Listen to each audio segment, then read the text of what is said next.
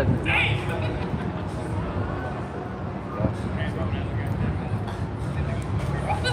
All right, Shalom. Shalom. We'll start off by giving all praise, honor, and glory to Yahweh, Ba'ashem, Yahweh Shai, Ba'ashem, B'Kadash. Give honors to the apostles and the elders of Great Millstone, who are the elders of Yashar Allah, and a sincere salutation to all you Akim, who are preaching this word and believing this word, and to the Akwak, who are believing this word in all truth and in sincerity. Yahweh is the name of the one they ignorantly call God. Yahweh Shai is the name of the one they ignorantly call Jesus. Bahashem is in the name, Rakah is spirit, Kodash is holy, Akyam is brothers, Akwat is sisters, Shalom means peace, and Yashar Allah is Israel in ancient Paleo Hebrew. And as you can see from the title of the lesson, it's perfecting our craft in captivity. And what we mean by that through the Spirit is the Lord made us as a nation of people to serve Him. That's the end goal. We weren't created to be jesters. We weren't created to be athletes. All right, we were created to serve the Lord and to be a mediator, if you will, between the nations, beginning with Yahweh Shai. Yahweh Shai is the mediator between the Lord and His people, and the nation of Israel and the kingdom of heaven will be the mediator between other nations and the Heavenly Father and Yahweh Shai. But we're learning judgment, we're learning discernment, and how to serve the Lord by rehearsing the righteous acts in this captivity concerning the elect. Hebrews 10 and 22. You look that motherfucker say. It says, let us draw near with a true heart and full assurance of faith, having our hearts sprinkled from an evil conscience, and our bodies washed with pure water. Let us hold fast the profession of our faith without wavering, for He is faithful that promise. And let us consider one another to provoke unto love and good works. The Lord told us to hold fast our profession, like the brother was explaining. This is our profession is to hold fast the faith of Yahweh God. You know, to carry this testimony, of Yahweh God. That's what we were created. You know, now that the truth has been bestowed upon us, now we understand our purpose. Now we understand why we were born on the earth. Why the Lord allowed us to go 9, 10 months in the womb, be born, go get past abortion, get past the hood, get past the barrios and the villages, to be here right now. Just to preach the word of Yahweh by Yahweh Shai. When I was growing up, parents was ready to week to get rid of the kids. I got past that in 79. And for what purpose? To serve Yahweh Shai in truth and in sincerity. You know, every brother has the testimony of looking for the truth before you found it. You were looking for something because you felt like something was missing. Now we have what was missing through the Spirit, and we suffer tribulation in the world, but nothing's missing for us. We understand our power according to what He's given us, according to our measure, and we suffer tribulation in the world, but nothing's missing for us. You have Jake who has more than heart could wish, but they still have that empty hole in them. And what is that empty hole? A purpose, their spiritual purpose. Is to serve the Lord. Growing up, you thought the money was the problem. You thought that feeling that was missing was the money. A lot of Jakes done achieved that status and that money, and it's still something missing. Why? Because this is our true craft and our true purpose, not getting money in Esau's system. This is 1 Timothy 4, verse 9. This is a faithful saying and worthy of all acceptation. But therefore we both labor to suffer reproach, because we trust in the living God, who is the Savior of all men, especially of those that believe. Exactly, we have to suffer reproach. So we have to be mocked, we have to be looked at as crazy in the eyes of people who are truly insane. We have to suffer that reproach from these people for the trust in the Lord. And that is a display of trust in Yahweh Shai when you stand in great boldness before the face of such as have afflicted us as a nation of people and have ridiculed our power. Because when they make mockery, they're not making mockery of us. These are our words. They're making mockery of the one they ignorantly call God, man. These things command and teach. Let no man despise thy youth, but be thou an example of the believer. Right. In word, in conversation, in charity, in spirit, in faith, in purity. Till I come, give attendance to reading, to exhortation, to doctrine. Neglect not the gift that is in thee, which was given thee by prophet, with the laying on of the hands of the present. You guys be safe. Meditate upon these things, give thyself wholly to them, that thy prophet may appear to all. Take heed unto thyself and unto the doctrine, continue in them, for in doing this thou shalt both save thyself and them that hear thee. So right now through the Spirit, that is the office, if you will, of Jake that comes into the truth, the elect, the laborers. Is to preach the gospel, whatever measure you have, whatever gift you have, to bring it to the ministry. Because at the ministry, the elect are being built up for the time to come, man. Ephesians chapter 4 and verse 11. And he gave some apostles and some prophets. Verse 9. Now that he ascended, verse 8. Wherefore he said, when he ascended up on high, he led captivity captive and gave gifts unto men. And the gifts like we read in 1 Timothy 4. Now that he ascended, what is it but that he also descended first into the lower parts of the earth? He that descended is the same also that ascended up far above all heavens. And in scripture, it say, he that descended is the lower parts of the earth, right? The meek should inherit the kingdom, right? The Lord is in all of us, man. Those that the Lord gave that spirit to, and it's through it's in the barrios, the fellas, right? The ghettos, right? That he might fill all things. Right. And he gave some apostles and some prophets and some evangelists and some pastors and teachers for the perfecting of the saints, for the work of the ministry, for the edifying of the body of the Mashiach, till we all come into the unity of the faith and on the knowledge of the Son of the Heavenly Father, unto a perfect man, unto the measure of the stature of the fullness of the Mashiach. And they tell you in Revelation, right? They say, and he saw a temple, and it was the measurement of the cubits of a man. Let me get that brother, somebody get that. He talks about, Not Revelation 7, we talk about the angel measurement. Yeah, read it. Revelation 21 and 17. And he measured the wall thereof, Right. in 144 cubits. And they let men in the house of David. Right. And he measured the wall thereof in 144 cubits, according to the measure of a man. Right. And go back to that just read. So that's what it said, the fullness of the stature of your house of God. Hey, everybody got, whatever your lot is, the Lord got you meeting that measurement in fullness through your house shop, man. To become one of those black men, the tabernacle of David. Go ahead. Ephesians 4 and 13, till we all come into the unity of the faith and of the knowledge of the Son of the Heavenly Father, unto a perfect man, unto the measure of the stature of the fullness of the Mashiach. Right. This is Acts 20 and 22. And now behold, I go bound in the Spirit unto Jerusalem, not knowing the things that shall befall me there, save that the Holy Ghost witness in every city, saying that bonds and affliction abide me. But none of these things move me, neither count I my life dear unto myself, so that I might finish my course with joy in the ministry which I have received of the Lord Yahushua to testify the gospel of the grace of God. Yeah, so we all have to go through that straight gate. We all have to bear our cross. And it said not knowing. Right. It said not holding my life dear in my own eyes. All right, a lot of our people, for the cares of the world, they've forsaken this truth. They've heard the truth and they may even acknowledge it and believe it, but the cares of the world won't allow them to truly commit to it, man. The same verse in the NLT, Acts 20 and 22. And now I am bound by the Spirit to go to Jerusalem. I don't know what awaits me, except that the Holy Spirit tells me in city after city that jail and suffering lie ahead. See, that's the thing, man. Counting the cost. But we don't know. All we know is we led by the Holy Spirit. And we believe wholeheartedly. Like the one brother said, I don't got a hope because I believe. It's a difference, man. And the point, verse 24, but my life is worth nothing to me unless I use it for finishing the work assigned to me by Lord Yahushua, the work of telling others the good news about the wonderful grace of God. Hey, so you know, it's like, right, we got hope, right? The Lord took us everything, right? But hope. He left us with hope. We're hoping that we get back, right? And that hope transfers to belief. Now we know the Lord showing mercy. It's the mercy of the Lord how we get back. So now we believe that the Lord do mercy. That's the essence of faith, man. Right. The Lord showing mercy.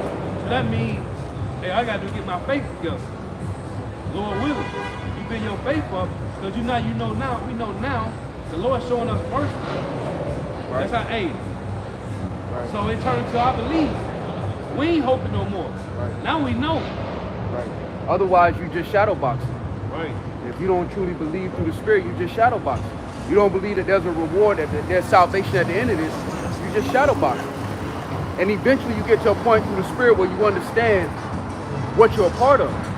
That realization comes and you realize that you're brought here to suffer through the Spirit. You're getting a taste of what your King went through. So when Yahweh Shah comes back, him being the author and finisher of our faith, you're going to be able to say that you had a small glimpse into his world. Because we entered into Yahweh Shah's temptation. Everything that the elect what stands to happen to the elect on this side, Yahweh Shah's already went through. From the worst case scenario to everything in between that. And he had to partake in the sufferings first. And now we're being, Lord willing, we're following in those same temptations. So we all have to bear our cross according to whatever the Lord has placed upon your spirit. You have to endure those things as a good soldier in Hamashiach. Like the brother just brought out, having this truth is a display of the Lord's mercy. The suffering it was going to happen anyway. You was going to suffer being a 2/3. Them niggas not free from the curses. They just freak of black and pretend like nothing happened. The elect are acknowledging their offense and returning to that straight gate. So it's an even harder affliction, but at the end of it, it yielded that peaceable fruit of righteousness. But you have to endure it. You have to finish that process. Yahweh Shai being Adam completed the process from falling in the garden to now returning. That's why.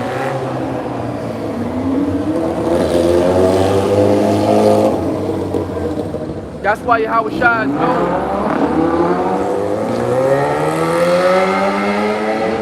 That's why Yahweh Shai is known as the first of many brethren. Because going back to the garden, you had the sons of God. They were immortal. They fell concerning what Adam did, and now we were put in these chains of darkness. Yahweh Shai completed the mission. He's the firstborn of death. So now we have to follow after him through those sufferings, through that straight gate, to enter into the wide. Because he's already there now. Right. It's a death is swallowed through victory. Right. Yahweh Shai, he did that victory. Right. And it was always promised that the Lord said that death will be swallowed up in victory. Yahweh Shai is the first partaker. Being the firstborn son, he gets the greater portion anyway. So it makes sense that he will be the first to create the whole, finish the whole cycle. Right. And what did Yahweh Shai show us? It all ties in because those sufferings lead to a cultivation of belief. As you suffer, the more you believe. Right. And belief is the stamp of the flesh.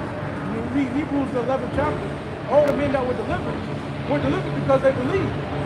You know, Paul, the Apostle Paul, was able to see and finish his course because he believed. Stephen, he believed. You know what I'm saying? All the men of the Lord that were able to finish their course in righteousness, they finished it because they believed. Man. And that's what all these sufferings are working toward.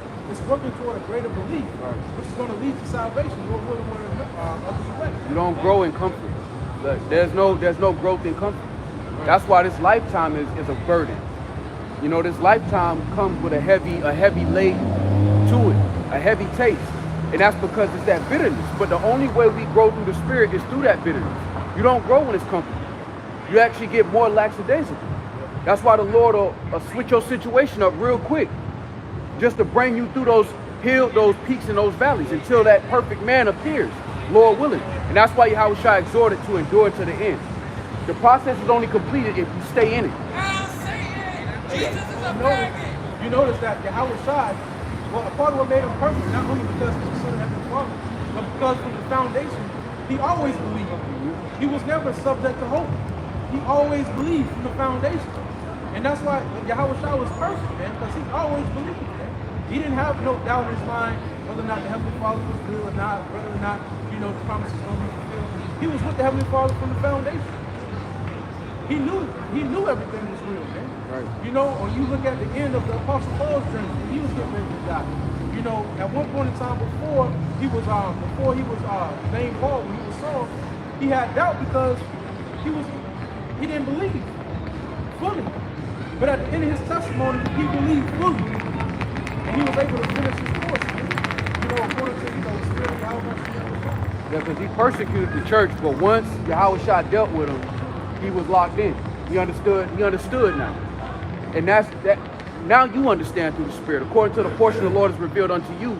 But what comes with that? The ticket to of entering into the Lord's rest is tribulation. And you have to have that faith through the Spirit, Lord willing, to endure it and stick inside it and stay inside it, because there is no comfort in the world. There's this illusion of the grass is green on the other side. You go back in the world, you may have 2 weeks of feeling like you comfortable. Yeah. And then after them 2 weeks, here come the demons. And the Lord not gonna care about your threshold of pain, seeing that you done dropped the plow and gave up. While you in this, the Lord cares about your threshold. He gonna push you to that limit, but the Lord ain't gonna never break you. He'll bend you, but he ain't gonna break you. That's what that means. Hebrews 2 and 9. But we see Yahushua, who was made a little lower than the angels, for the suffering of death, crowned with glory and honor, that he by the grace of the Most High should taste death for every man.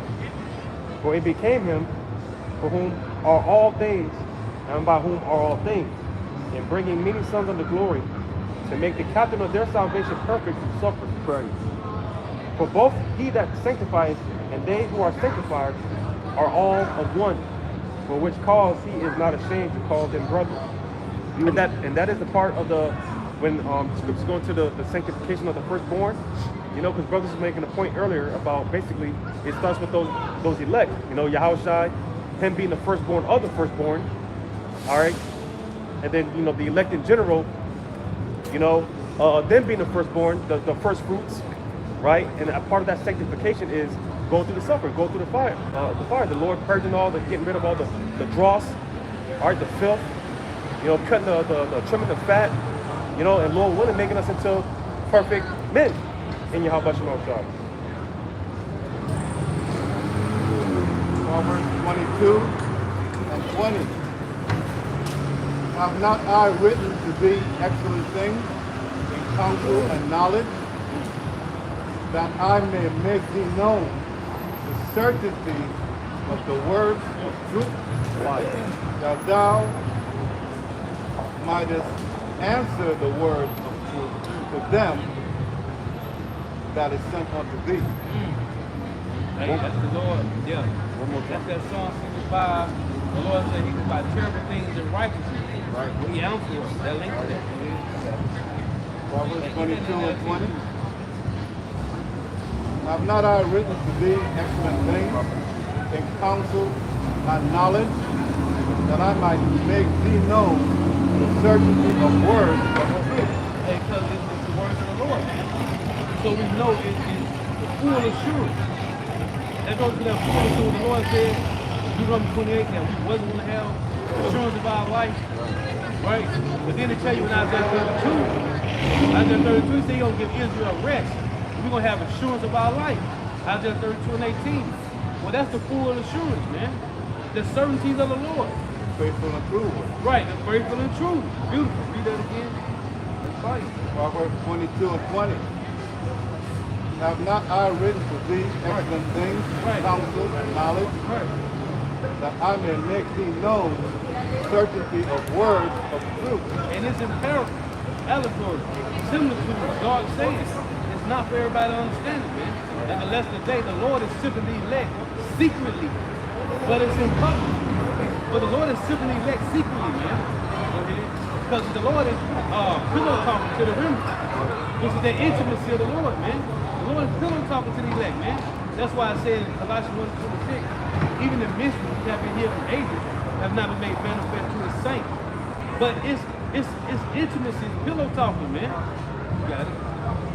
That thou mayest answer the words of truth to them that sent unto thee. I stand in great boldness.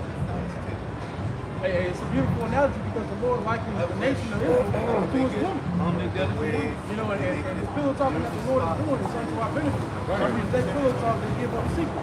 Right. And the Lord is giving us the secret to salvation. Right. Right. It's that intimate conversation. But part of that intimate conversation, what comes with that intimate conversation is that tribulation, that suffering. That's what comes with the pillow talk. You get privy to the secrets, but you also get chastened. The Lord says he scourges every son whom he receives. For 2/3 of our people, the Lord just talking over their head. And they still suffering the curses. but they don't have the comfort of the pillow talk. We have a comfort in knowing what's happening in the earth right now. We don't panic when Trump got elected. We ain't panic. When C-19 happened, we ain't panic. Why? Because the knowledge and the wisdom of the Lord was the stability. We understood what the Lord had planned, whether it happened in our lifetime, Lord willing to do, or the next lifetime. We already know where the world is headed. It's headed to the day of doom. And our forefathers knew that from the beginning, the righteous, and they held fast to that every lifetime, man. Hey, when they allegedly shut down the port for 12 hours, people were panic buying shit, man. Right. We ain't gonna grab none of that shit, man. Right. Ecclesiastes 24. And then the people had to take them back to the store to get some money back. You got people standing by now. You get so-called outages that they have to one time before. They're panicking right now, man, because they don't understand the grand scheme of what the Lord has going on in the earth. Nobody understands what's happening around them. So they outside the temple. And they're without faith. Because that is the ticket. Because everybody's hearing the words. All right, you have brothers doing millions, if not billions of videos at this point. So nobody can say they didn't hear the word, but the beauty of it is that the Lord got the truth wrapped in what looks at like crazy to the average person who expects knowledge to come from an Edomite in a suit. So they don't expect the words of the Lord to come out of men who are despised amongst all the nations. And what you be saying? Shit wrapped in glitter. Yeah. That's right. But the truth is glitter wrapped in shit. Right. Because to the world it looked like, oh, these niggas is crazy. That's what it looked like to the world. Meanwhile, if you actually listen to what's being spoken, precept upon precept, and match it with the current news, it's easy to see that the Lord is speaking through the scriptures. Right. And the Lord is bringing out the true understanding, but if you don't have faith, you're not going to receive it. Proverbs 22 and 21 in the NLT. In this way, you may know the truth and take an accurate report to those who sent you. See? An accurate report to those that sent you. Right. That was the whole thing? It's another verse. Yeah, start at Verse 20. Yeah. Verse 20 in the NLT. I have written 30 sayings for you, filled with advice and knowledge. Verse 21. In this way, you may know the truth and take an accurate report to those who sent you. Don't rob the poor just because you can, or exploit the needy in court. But yeah, it's an accurate report, man. It's accurate. Because it's the words of the Lord. And the Lord said he preserved his word from his generation. Right, from this wicked ass generation. Right. He preserved the word. And he said he preserved it. And he preserved the simple. Right. Right? Which is the remnant, and then made them wise. Right. Because it's the work, man. The Lord cold. The Lord poetic. A lot of the Lord's judgment is with finesse and poeticness. Right. It's a poetry to how the Lord is doing. He's bringing his sons back to glory. Lord, will we be a part of that number? Because the truth is being hidden in plain sight.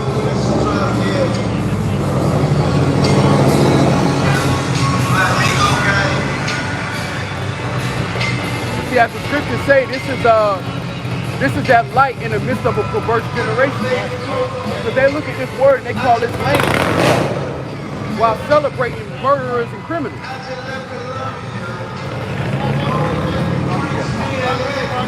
This is real quick. This is Isaiah 43 and 10. It says, "Ye are my witnesses, saith the Lord, and my servant whom I have chosen, that ye may know and believe me and understand that I am he. Before me there was no God formed, neither shall there be after me." And that's not given to everybody. That's only given to the remnant, to be witnesses of the Lord, to have a certain level of understanding, to look at the world around us and see that there was no other way but what the Lord is about to do. There's no other way but the day of doom. That's the only solution to the world we live in today, is the day of doom.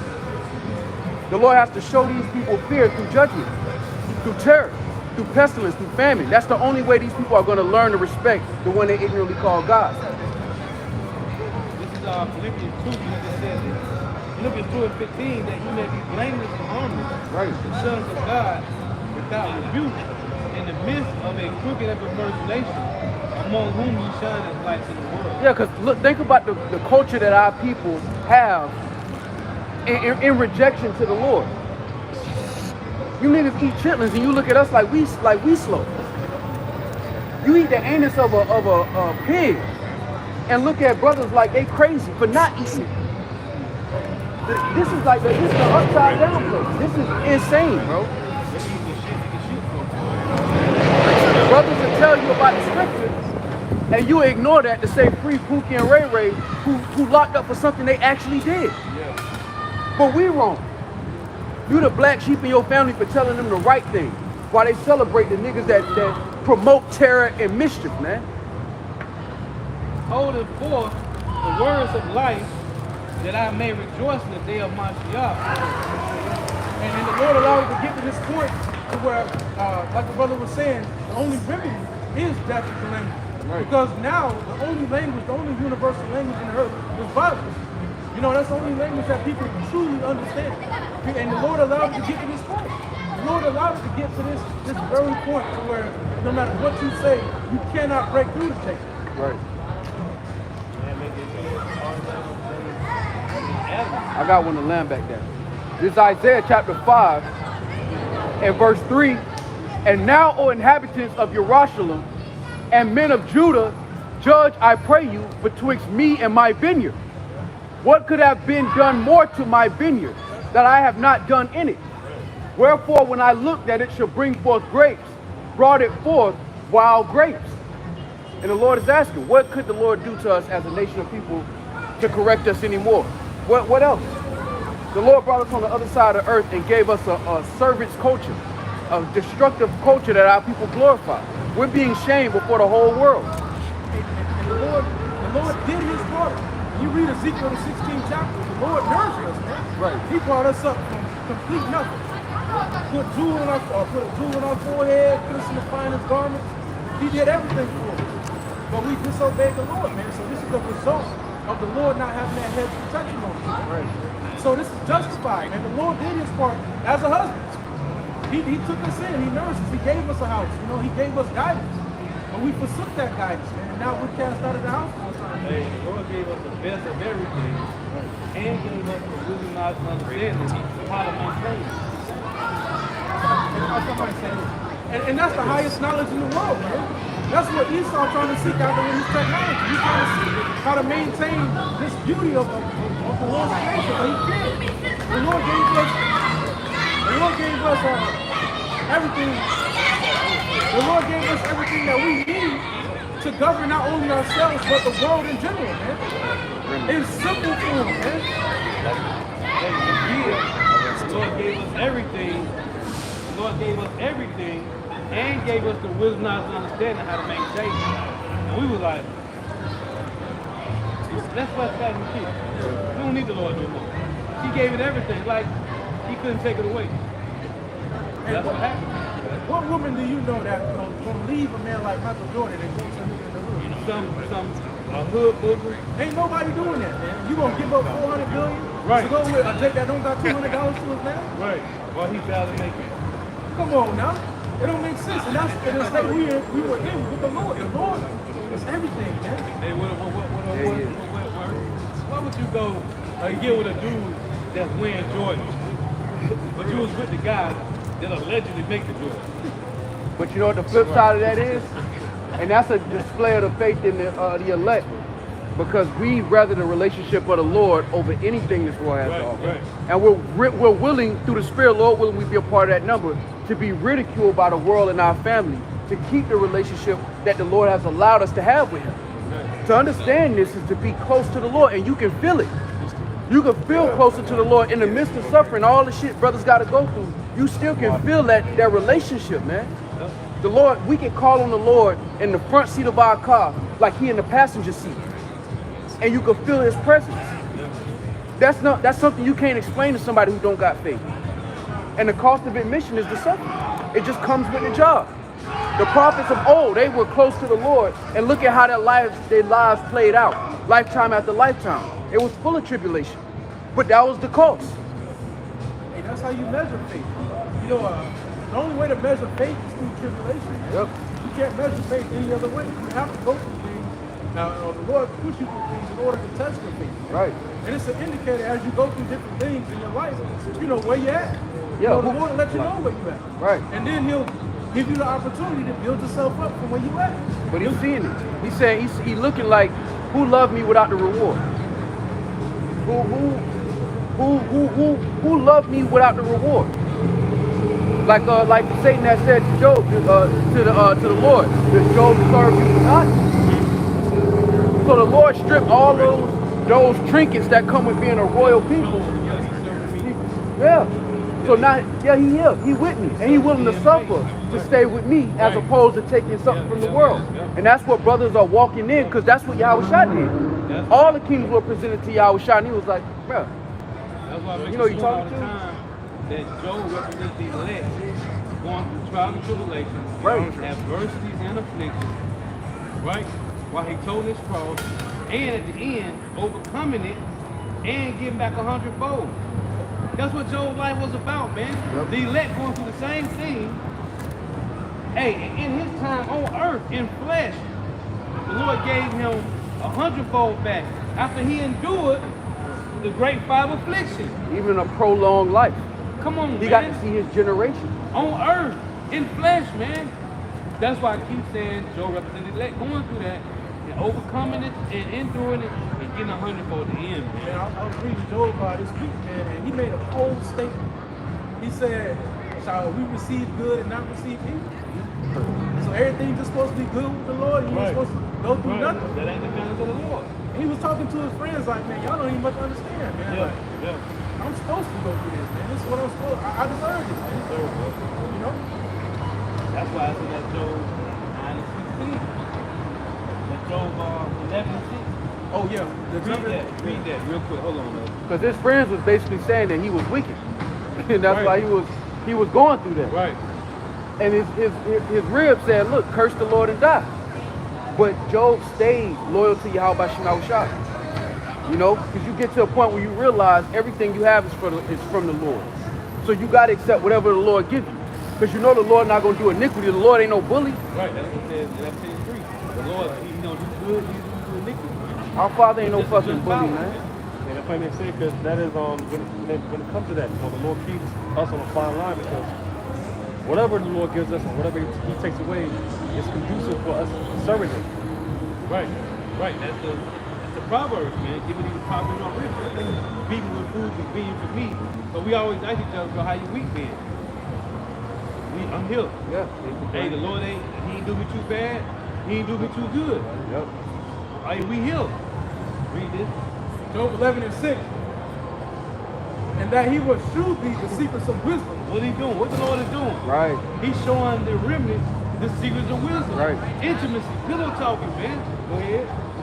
That they are double to that which is. Right. They double to those that endure to the end. Right? You get 100-fold. Right? Like it says in Rock, and it could be double. Right? Recompense could be double. In righteousness or wickedness. Go ahead. Know therefore that the Heavenly Father exacted of thee less than thine iniquity deserveth. That's it. And they show you, only the elect, Lord willing, would be a part of that number, understand the integrity of the Heavenly Father. The Lord is the highest example of integrity. With everything we did to the Lord, we don't deserve access. But the Lord, being a power of His word, still allows us access to it. That's the highest form of integrity, is that mercy that the Lord shows to us on a daily. As harsh as this captivity is, we've earned worse. We actually deserve worse. But it's the mercy of the Lord that we are able to stand in the midst of this captivity and be delivered according to the promise. Lord, willing, we be a part of that number, man. And much of the Lord stumped the hell out of our ass with slavery, all the atrocities that Esau used to do to us. Hey, less than our iniquities deserve, man. Yep. Psalms 94 and 14. For the Lord will not cast off His people, neither will He forsake His inheritance. But judgment shall return unto righteousness, and all upright in heart shall follow it. Right. Who will rise up for me against the evildoers? Or who will stand up for me against the workers of iniquity. And Now you got it. it's those that are striving for that blamelessness, man. You know, the definition of blamelessness or integrity, the definition of integrity is blamelessness, man. You know, and those, the ones who are striving and fighting for the Lord are those who are striving to be blameless in the sight of Yahweh by Shem Yahweh. You know, those who are seeking to have that Torah, that mark of exemption. Oh, you got it. This is 1 Corinthians 9 and 22. I want to read it again. Yeah, you got it. To the weak became I as weak, that I might gain the weak. I am made all things to all men, that I might by all means save some. And this I do for the gospel's sake, that I might partake thereof with you. Know ye not that they which run a race run all, but one receiveth the prize? So run that ye may obtain. And in the NLT, that when I am with those who are weak, I share their weaknesses, for I want to bring the weak to Hamashiach. Yes, I try to find common ground with everyone, doing everything I can to save some. I do everything to spread the good news and share its blessings. Don't you realize that in a race, everyone runs, but only the one who gets the prize, only one person who gets the prize? So run to win. Right. And that's running with intent and purpose. And the beauty of the ministry is the Lord has brothers from all different walks of life. So there's not one member of the elect that's going to wake up and say that they went through something that another brother hasn't been through. So you have members of the body that have went through all walks of life, so that you have the ability to relate to some other brother that went through something that you're going through or may be about to go through. And that's the importance of the body. Because when you're not around the body, it almost feels like you alone. And then when you get around the body, you're reminded, okay, brothers are fighting too. And a brother weak might have been worse than yours. And that's the beauty of the body, is we're suffering through the Spirit, Lord willing, we're suffering together. Of one mind, Lord willing. And we're suffering through the Spirit with the understanding that it's not going to be like this forever. That's when it turns into joy. When you understand that it's not just waiting, it's how you wait. Are you waiting with expectation of victory, or are you just here? You just suffer. You got another one? Come on. And verse 24, know ye not that they which run a race run all, but one receiveth the prize. So run that ye may obtain. And every man that striveth for the mastery is temperate in all things. Right? Now they do it to obtain a corruptible crown, but we are an incorruptible. Yeah, so people in the world, like LeBron James, Mayweather, they're disciplined, because temperate goes into discipline, or having a level of self-control. It's certain things they won't eat because they got to make weight. It's certain things that the exercises that they have to do every day to hone their reaction time, and certain things that they have to do, and that's all for the corruptible crown. So that means Because that's them perfecting their craft. so we have to strive through the Spirit and have a level of self-control within this ministry. And that means that there are certain things that may be lawful for you, but not expedient for you. And and then you have to figure out what levels of self-control you have to have on your own walk within the ministry concerning things that are lawful. But the Lord is teaching us all of these things in the midst of captivity. And Yahweh Shai is like the wheels on a tricycle. You lean a little, trying to figure your way out, and the Lord is there to pick you up like, nah, that ain't the right way. Get up, go here. Nah, get up, go here. And then, Lord willing, you grow into that full stature of that man through the Spirit. Because that's what the Lord is doing. He's perfecting the elect on this side, man. That's why apostles talk about this all the time. It's not about the entire nation of Israel. It's not about waking up all of our people. All of our people are not going to wake up on this side. It's only about the first fruits, that those members of the elect through the Spirit that the Lord has woken up and allowed to go through this journey of being refined. Because every brother has that gold in them, but you have to be refined for that gold to be visible. Ecclesiastes 37 and verse 27. My son, prove thy soul in thy life, and see what is evil for, and give not that unto it. Right. For all things are not profitable for all men. Right. Neither have every soul pleasure in everything. And like the brother was going into, the Lord puts us through, every brother has his own perspective journey. And in that perspective journey, we're tasked with proving our own souls. Constantly doing self-examinations, constantly doing self-improvement. You know, constantly striving for perfection through the spirit of our Yahweh Shem Shai. You know, you have to know what's profitable for you and what's not profitable for you. Because there comes a point in time of your journey where you're going to face things that draw you further from the Lord, man. And upon noticing that through the Spirit, you separate yourself from it. And you're going to notice there's certain things and certain habits that draw you closer to Yahweh Shem. And you give that unto your soul, man. But it's all through trial and error. It's all a part of the process that the Lord is putting us through to perfect his saints. Wisdom of Solomon 6 and 1. Here, This ties right into the title of the lesson. Wisdom of Solomon 6 and 1. Hear therefore, O ye kings, and understand. Learn, ye that be judges of the ends of the earth. Learn. You that be judged at the ends of the earth. That's the 144,000. Give ear, ye that rule the people, and glory in the multitude of nations. For power is given you of the Lord. They say glory to most of the nations. Israel is scattered by all four corners of the earth. Right. Go ahead. And sovereignty from the highest. Right. That's that sovereign. The Lord say, told Peter like in Matthew 19, 27, 28, you shall sit on thrones. Right? Judging the 12 tribes. Go ahead. Who shall try your works and search out your counsel? That's the Lord. The Lord talking to the elect men of Israel. Go ahead, whoever they are. Because being ministers of his kingdom, Right. ye have not judged aright, nor kept the law, nor walked after the counsel of God. Go ahead. Horribly and speedily shall he come upon you, for a sharp judgment shall be to them that be in high places. See, we went off, man. We went off, but the Lord cast us down. The Lord bringing us back. Go ahead. But mercy will soon pardon the meanest. Right. But mighty men shall be mightily tormented. For he which is Lord over all shall fear no man's person. Neither shall he stand in awe of any man's greatness. For he hath made the small and great, and cares for all alike. But a sore trial shall come upon the mighty.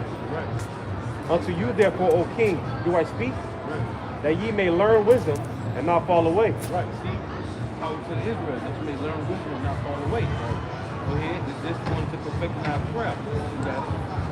So to tell you when Ecclesiastes, right? What's the one Ecclesiastes 39, 38. Right, 38. We start at verse 24. It talks about the man, learned man, by opportunity of leisure. 25 on down, talks about those that maintain the state of the world. They in their crowd, and the men of the Lord is in theirs, which is the Lord. Go ahead. Verse 10. For they that keep holiness holy Right. shall be judged holy. Right. Go ahead. But they that have learned such things shall find what to answer. Right. That's the find with the answer.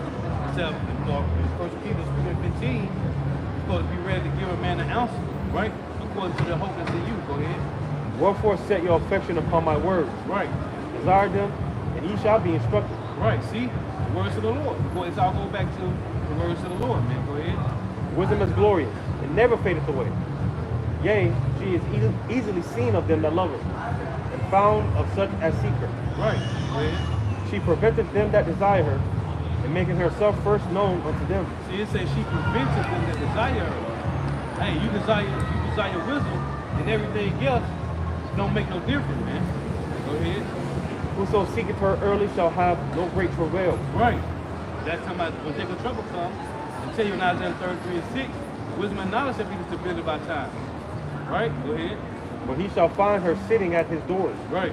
Go ahead. To think therefore upon her is perfection of wisdom. And whoso watcheth for her shall quickly be without care. See, those who's watching for? Who's watching? Watching for the things that happen in the earth so you can report it. Go ahead. For she goeth about seeking such as are worthy of her, Right. showeth herself favorably unto them in the way, and meeteth them in every thought. In every thought, man. Go ahead. For the very true beginning of her is the desire of discipline, and the care You talk about it all the time. The discipline of the Lord, man. Hey, you want to be disciplined. It keeps you on the right path, man. Go ahead. and the care of discipline is love, Right. and love is the keeping of her laws, and the giving heed unto her laws is the assurance of incorruption. Right. So we rehearsing the righteous acts of the Lord. Let's say Judges 5:11. Rehearsing the righteous acts. Go ahead. And incorruption maketh us near unto God. See? Incorruption. That's what brother just read that, right? Putting on that incorruptible crown. Go ahead. Which the Lord gave us. In Ezekiel 16, the Lord had gave us that. But then it tell you in Deuteronomy 32 that we waxed fat and kicked, and the Lord stripped us from it. He left us with none but hope. Just like in the movie Thor, when his father stripped him of everything and cast him down, and all he had was hope to get back. Go ahead. Go ahead. Therefore, the desire of wisdom bringeth to a kingdom. If your delight be then in thrones and scepters, O ye kings of the people, honor wisdom, that ye may reign forevermore. As for wisdom, what she is, and how she is come up, I will tell you, and will not hide mysteries from you, but will seek her out from the beginning of her nativity. Hey, let me ask y'all brother something. So, just a question. How long you been teaching? How long? Yeah. 5 years. 5 years? So do you know about building on another man's foundation? Know about what? Building on another man's foundation. I know about that. What's up? I'm saying, so you know we teach over there, right? I ain't never seen y'all over there. Yeah, we teach over there too, bro. I never seen y'all over there. But it's all good. But I mean, it's good to just say I teach there, and if y'all teach there, I know not to go there. But I'm not going to intentionally or initially just teach on another man's I'm just foundation. asking, what made you pick that spot? I've been there for a while. You couldn't have been, brother, because we've been down here for years and you weren't over there. Oh well, if you were there, I'd go somewhere else. If y'all was already there. Yeah, we've been there. But we've been there since like 2017. Listen. No, you good. I'm just speaking. We can always talk like gentlemen. We're not arguing. If you was there, that's why we communicate. Said, brother, I was there. I was here since such and such. Then I know I won't be here no more. I don't want to offend whoever the leader is in the camp not to be there. Prime example, if I'm there ever since 2015 or 14, and I see you brothers there, and I said, brothers, you don't mind, I'm such and such, we was already here. You know what I mean? You mind if you go here? That's how we do it. Yeah. But I don't like how you saying I couldn't have been if I'm telling you something. I'm not lying to you. I've been over there for a little while now. And you might not have seen me because I've been there at different times. You know what I mean? But if you was already there, I know to just go to another area. You know what I mean? I make a big deal about it, discuss it, brother. At the end of the day, we both doing the work, trying to wake up the shit. If you was already there, that's how we discuss it against brothers. You feel me? All right. That's how we're gonna handle it. So we good? Yeah, No, we good. Yeah. If they was already there, you know what I mean? I had to ask, brother. Yeah. That's what I do. Right. We have brothers come over here teaching our spot. I gotta ask. All right. We had other brothers do the same thing. Yeah. I just gotta ask, bro. All right. So if y'all was already there, like I said, we'll go to another area, and we'll just leave it at that. Well, see, You know what I mean? this right here, I think it could have been a better way because That's how they I see they don't want. It's already bad that they don't want us to even wake our people up. And for you, I guess I'm assuming you the leader of second in command. Well, sir, my brother, I think you could have did it a lot better than how you did it. Because for us to be, asking, building on another man's foundation, we all from the same tribe of Judah, bro. Like we all brothers. You feel me? It depends. It depends. Wow. It depends. What you mean depends? Yeah, it depends. On what? I did say if you teaching the Lord, that's cool. If you teaching the Lord, that's in Mark. You teaching the Lord, the Lord said don't bother him. Hey, because he's adding to the flock. That's Right. cool. Right. But I just need to know if you've been down here, how long you said 2015? I just say I give you an example. Oh, okay. I said I've been out here for a little So while. I just had to ask because we've been teaching over there. And the scripture say, why would you build another man foundation? Why would you teach when your house has already been taught us? I never seen y'all. I don't know if y'all never read that or you know. Oh, I read it. I know it is. Okay, so Yeah. you say you never saw us down here. I never seen y'all. I never seen y'all over there. Okay, that's That's cool. not. Well, actually, that ain't even my original spot. I come out here to fish. You know what I mean? Right. Okay. But that's not my original spot. Me personally, whoever the leader is, again, you say you second command. Yeah. I never seen y'all personally over there. You know what I mean? Now, if I'm standing on a trash can or somewhere near, I will understand that. All I'm doing is just fishing. That's all I'm doing, brother. It's all good. You know what I mean? I'm still gonna Yeah. ask. I ain't no Y'all problem say I there. came out wrong or whatever, but I think you just should have just pulled me over, man. By, I just had to say, hey, I want to come over there to you. I So I know, just but said when you finish, we'll ask you if you happen to walk by. Like the other week, I was gonna ask you. That's all. now I'm gonna say I'm in it like this. You know, we all good. Yeah, it's the all scripture good. also say, a man shall be known by his looks. So, I'm not offended how you were looking at me or your posture or whatever. No, like that. I'm not, But should have bro. you know what I mean? I'm I don't one want of to the feel homies like I following the offended fence, you when bro. you just easily just ask a question. If you was already there, man, no big deal, brother. We just go somewhere else, man. All right. You know what I mean? I'm just fishing. Bro, I'm not, ain't no buffering, no. Yeah. This just me. I got you. I ain't no boss ass motherfucker. Right? Me either. So I just had to act. I got you. Yeah. I got you, man. So we good. Yeah, you good. We good. always bro. straight, We trust me. We good. good. Shalom. Yeah. Shalom. That's how we have. Back to Wisdom of Solomon 6 and 22. As for wisdom, what she is, and how she came up, I will tell you. I will not hide mysteries from you, but will seek her out from the beginning of her nativity, and bring knowledge of her into light. I will not pass over the truth. She said he would seek her out from the nativity.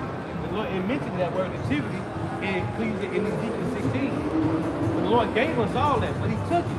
That's why I said in Deuteronomy 4 and 6. This is your wisdom, right? And your understanding in the sight of the nation. It's ours. That's why in Luke 21 and 15, the Lord said, I give you a mouth and wisdom, which none of your adversaries can gainsay nor resist. Now I'm going to say this. They was offended. They was offended, brother. And we all brothers. No, we not all brothers. That's why I said it depends. Y'all got t-shirt and fringes on. I'm not your brother. Number one, you got t-shirt and fringes on. Two, you got dreads. You got Sheba jockey. I was finna say that, but they was already offended. So it's with time we need to go into that. Three, where your camera at? You don't got no camera. You got Sheba jockey, and you got t-shirt with fringes on.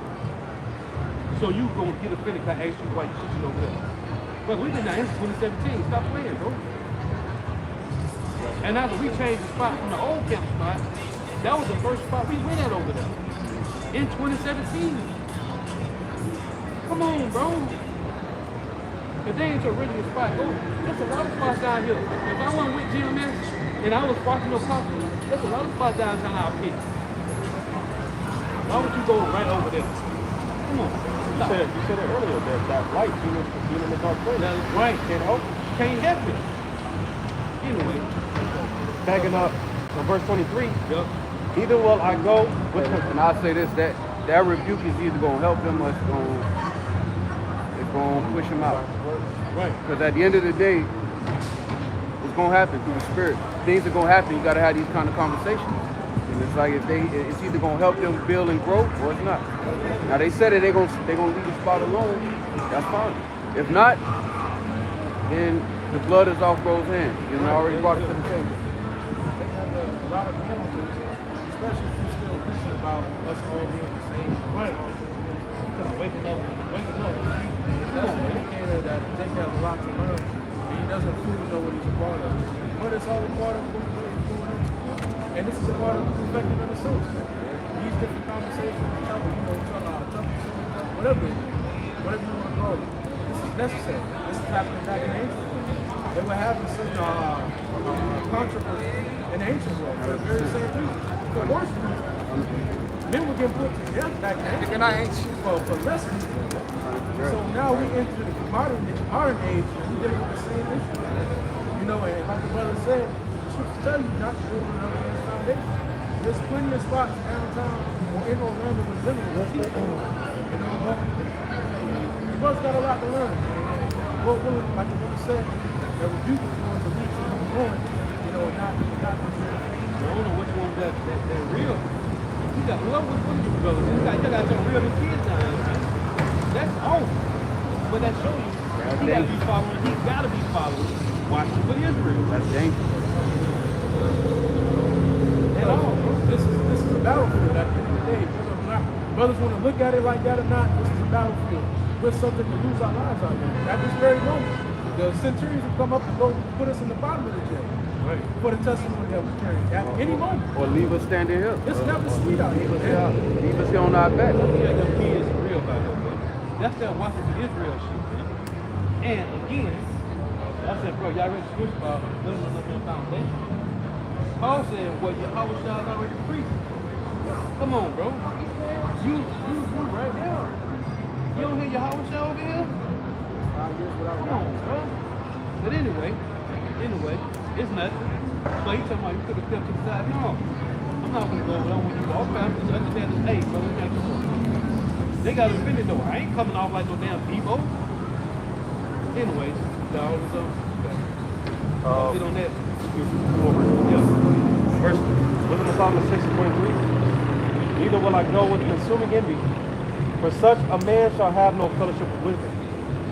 But the multitude of the wise is the welfare of the world, and a wise king is the upholding of the people. Receive therefore instruction through my words, and it shall do you good. You see, learning how to be a judge through the Spirit comes with wisdom is only cultivated through these experiences, being chastened, learning how to have discernment, being corrected. All of that develops your wisdom. Knowledge itself is not wisdom. When you apply knowledge through your experience and you gain experience, you develop a level of wisdom through the Spirit and power of Yahweh Shai Shai. And the Lord is teaching the elect through those trials and tribulations.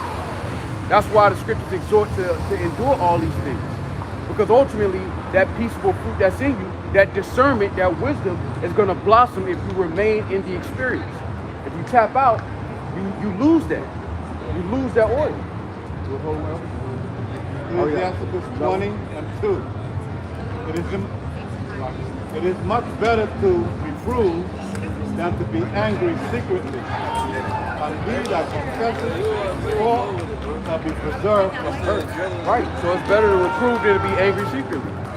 It bothered Art, and Art got to the point where it's better to reprove. Yeah, Than to just sit back and just hold a grudge or feel some type of way. The point behind this is you don't know what they're doing over there preaching. That could bring blame to the blame to brothers over here. You don't know what that dude is over there preaching. Don't use it carefully. And it just him and bro over there, stand over there like they just having a conversation. Y'all can go do that. Go to Lake Yola and do that, man. They could be from type of Jason have Esau over there trying to get their group. Who knows if I would know? Right. Fools should stay over there preaching. And now this is what I was quoting him. It's Mark 9:38. And John answered him, saying, Master, we saw one casting out devils in thy name, and he followed not us. And he forbade him, because he followed not us. So Yahweh said to me, he was not, but there is no man which shall do a miracle in my name that can lightly speak evil of me. Yeah. For he that is not against us is on our part. And checking you to see if you know not to build on another man's foundation is not forbidden. It's just trying to understand where you're coming from. Right. What is the intent behind you going there? Are you aware of that? So it's a lesson. And then he said, we don't want, they already want to see our people come together. What are you talking about? That's already over. The Lord is only raising up the elect, man. He said, we're trying to wake up our people. We don't wake up nobody. And who is our people? You talking about all of Israel? That ain't going to happen. So they off, man. It's been bothering me since I saw him. When he's been down here. No, I remember when you first started coming down here on Friday, bro. But anyway, bridge under the water, man. Go ahead. Water under the bridge, down there. Matthew 12:30. Yahweh Shai speaking, he that is not with me is against me. Right. And he that gathereth not with me scattereth abroad. Right. Beautiful. That's the other one. Go ahead. Because, like the brother said, you can get the ministry blame doing some shit that is, unapproved of, that Yahweh Shai is not with. Right. But because we're Israelites, we're waking up the sheep, we think we're gonna just be buddy, be hand in hand, but that's not how it works. If you're not humbling yourself unto the full truth, that's why the apostles I know this made that decree of anybody, affiliates, anyone that's learning from great mysteries, come through, reach out to brothers, right, report in, and the brothers that had a problem with it, it's like, okay, go do your thing, don't even give them on, right, because we have to know that we're on one accord. We can't be associated with just anybody, and it's not a camp banging thing, it's a keeping the truth, keeping the main thing, all that. Hey, like the brother said, man. Hey, why would you not, if you see us out there, why would you come back and say, why would you not say, down here? He ain't said shit. If you had said shalom the last time you passed by us, you kept it moving. That ain't how we move. That's trying to be righteous, man, and serve the Lord, man. Where your camera at? You got Shiva Junction, you got dreads. T-shirt with fringes on it, man. That ain't ancient garments, man. That means he didn't come in the right door, man. That means he creeping in some other way. Like in John 10. And I've been holding this since I saw him a couple months ago, man. And I'm tired of holding my shit, man. Because I don't want to hurt nobody's feelings. Fuck that, man. That's funny because I've been going through that all the time. You be trying to go out of your way to be kind. Yeah. And be gentle with your words. Because the scripture says soft answer turns away wrath. Others go out of their way to do that. You know? And they still find some way to nitpick and get a Yeah. Because what did I say? I'm like, y'all want to fight. No. Yeah, hey, anyway, That's why our culture uses that's the whole language, the whole Washington tongue is very straightforward. You see the yes and no. All the time, when you read the law and the holy tongue, it's no do this, don't do this. It's not maybe I think so. don't do this. It could happen. If you do this, this will happen. You ask him, let's ask a straightforward question. Have you heard this scripture? It's not pressing you, just asking you a straight question. That's it. And brothers, we not tough guys, man. We say, look, because we all serious. We serious. We not. No, how is he supposed to be? The fuck? The brother just asked a simple question, man. This man to man, just, hey, have you heard of that scripture? What? A lot of days, there's no telling what he believes in. Because he's not sure God is talking about the all about the truth. Yeah. So it's really no telling what he there's no telling what he believes in. You know, to Jakes like that, just gotta give him that type of answer. Okay, he's like throwing a bunch of business. Because like these people, they're not used to that spirit in your house shop. All stillness. They used to that soft-spoken Jesus Christianity. They're not used to leadership as well. That's why a lot of them come up. Because they don't like leadership. They don't want to be the man. They don't want to be in order. They don't at all. Now, brother said the last week, Jake still want to be the man.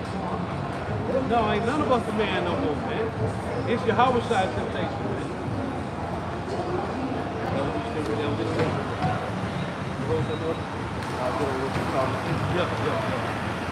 I got one. It's Isaiah chapter 1 and 21. How was the faithful city becoming harlot? It was full of judgment, righteousness lodged in it, but now murderers. Thy silver is become dross, thy wine mixed with water. Thy princes are rebellious, and companions of thieves. Everyone loveth gifts, and followeth after rewards. They judge not the fatherless, neither doth the cause of the widow come unto them. Therefore saith the Lord of hosts, the mighty one of Yasharallah, I will ease me of mine adversaries, and avenge me of mine enemies. And I will turn my hand upon thee, and purely purge away thy dross, and take away all thy tins. And I will restore thy judges as at the first, and thy counselors as at the beginning. Afterward thou shalt be called the city of righteousness, the faithful city. And that's what the Lord is doing. The Lord is restoring those judges. And in that relationship through the Spirit, the laborers are learning to be judges. Through the trials and tribulations you go through on a personal level, and through the things you're going to go through in the ministry. You become a better judge. You become wiser. You have better sense of discernment. You develop patience. The ministry does that. But when you just want to go out and you just want to wing it, you don't get those gifts that come with that experience. You miss out on that part. Because the Lord is restoring those judges. This isn't for the casual Israelite. This isn't for the Israelite that's just going to be in the kingdom of heaven saying, Shalom. They're going to be in the kingdom, but right now the Lord is hyper-focused on the judges. Right. Lord willing, we be a part of that number, and that's why the first fruits, beginning with the elect, it's all about the elect on this side. Hey, in 1 Samuel 2, he tell you that the Lord said he gonna set them up as pillars. And then he gonna set the world on them pillars. The pillars is 144,000 men. The world is Israel. Right. Right? Under Yahweh Shai and King David, the governing body, man. So those who the judges are the pillars. And the world gonna sit on the pillars. And this is why brothers fight, stand in great boldness, man. Hey, to go through Yahweh Shai temptation, Lord willing. Whatever limit the Lord put on the brother, man. The Lord willing, be one of those pillars, man. Yeah, read. 1 Samuel or Shamuel, chapter 2, verse 8. He raises up the poor out of the dust and lifted up the beggar from the dunghill to set them among princes. Right. And to make them inherit the throne of glory. See, we was, the dunghill is the shit. We've been living, and the Lord said you're gonna eat shit. In Ezekiel 4:13, you're gonna eat shit, and you're gonna be shit. According to the world, we're gonna look like shit. Nothing. Dumb. Go ahead. For the pillars, Hold on, read it again one time. he raises up the poor out of the dust. The dust is confusing the so-called white man. The Lord that raised us up. Ain't no more white man's narrative. Ain't no so-called white man theory. No, it's critical race facts, history. Go ahead. Hey, and one thing I'll say too is that spirit of let's not do it in front of the Gentiles. That's an inferiority complex. Right. Kings talking. They was in the cut being quiet like they supposed to be. Right. And lifted up the beggar from the dunghill. Right. It don't matter what these devils think, because at the end of the day, if we handle it so-called peacefully, we still gonna walk away and think we Yeah, ain't no solving, ain't no convincing them. walked up there, Ain't no bringing them to realization. That whole convincing Esau that he Esau, he going to, ain't no convincing them. They are a nation of delusional, psychotic criminals. Why the fuck do you care about their opinion anyway? And lifted up the beggar from the dunghill to set them among princes and to make them inherit the throne of glory. For the pillars of the earth are the Lord's. The Lord. That's the elect men of Israel. Go ahead. And he has set the world upon them. What world? The world of Israel. Isaiah 45:17, man. Yeah. So Lord willing, we go to the one in our Revelation. The pillars, man. So read what's in those letters. Romans 5:3. Oh, the one you want. This is back with the Holy Spirit earlier, like, about how the ministry builds you up. Everything that's supposed to the ministry builds you up. And we was making a point because of the gap. When I asked Jake about teaching the spot, Edomite that we've been dealing with for a while was telling right now. So he talking about, y'all really look at us like we, man, fuck the Edomites, man. Yeah, he wants to shit the fuck off. That's their lingo, the sword. Right. No, we're establishing truth right here, man. Sirach, Ecclesiastes 34, and start at verse 8. The Lord shall be found perfect without lies, and wisdom is perfection to a faithful mouth. A man that has traveled knoweth many things, and he that has much experience will declare wisdom. He that hath no experience knoweth little, but he that hath traveled is full of prudence. And this truth is a journey. The moment you understand this truth and the Lord call you in, that's a part of your travels. It ain't just going to, you visited Paris or you went to, no, this truth is a journey. And it's a marathon, not a sprint. So through your journey in this truth, you're going to see certain things. You're going to develop certain experience. And if you don't come in, if you don't go and embrace the chastening of the Lord, you won't receive those fruits and those experiences and those gifts. And it hurts, but that's how development happens. Growth pains, like they call it in the world. There has to be a level of discomfort in order for you to grow in the first place. Right. It says, I was all times in danger of death, yet I was delivered because of these things.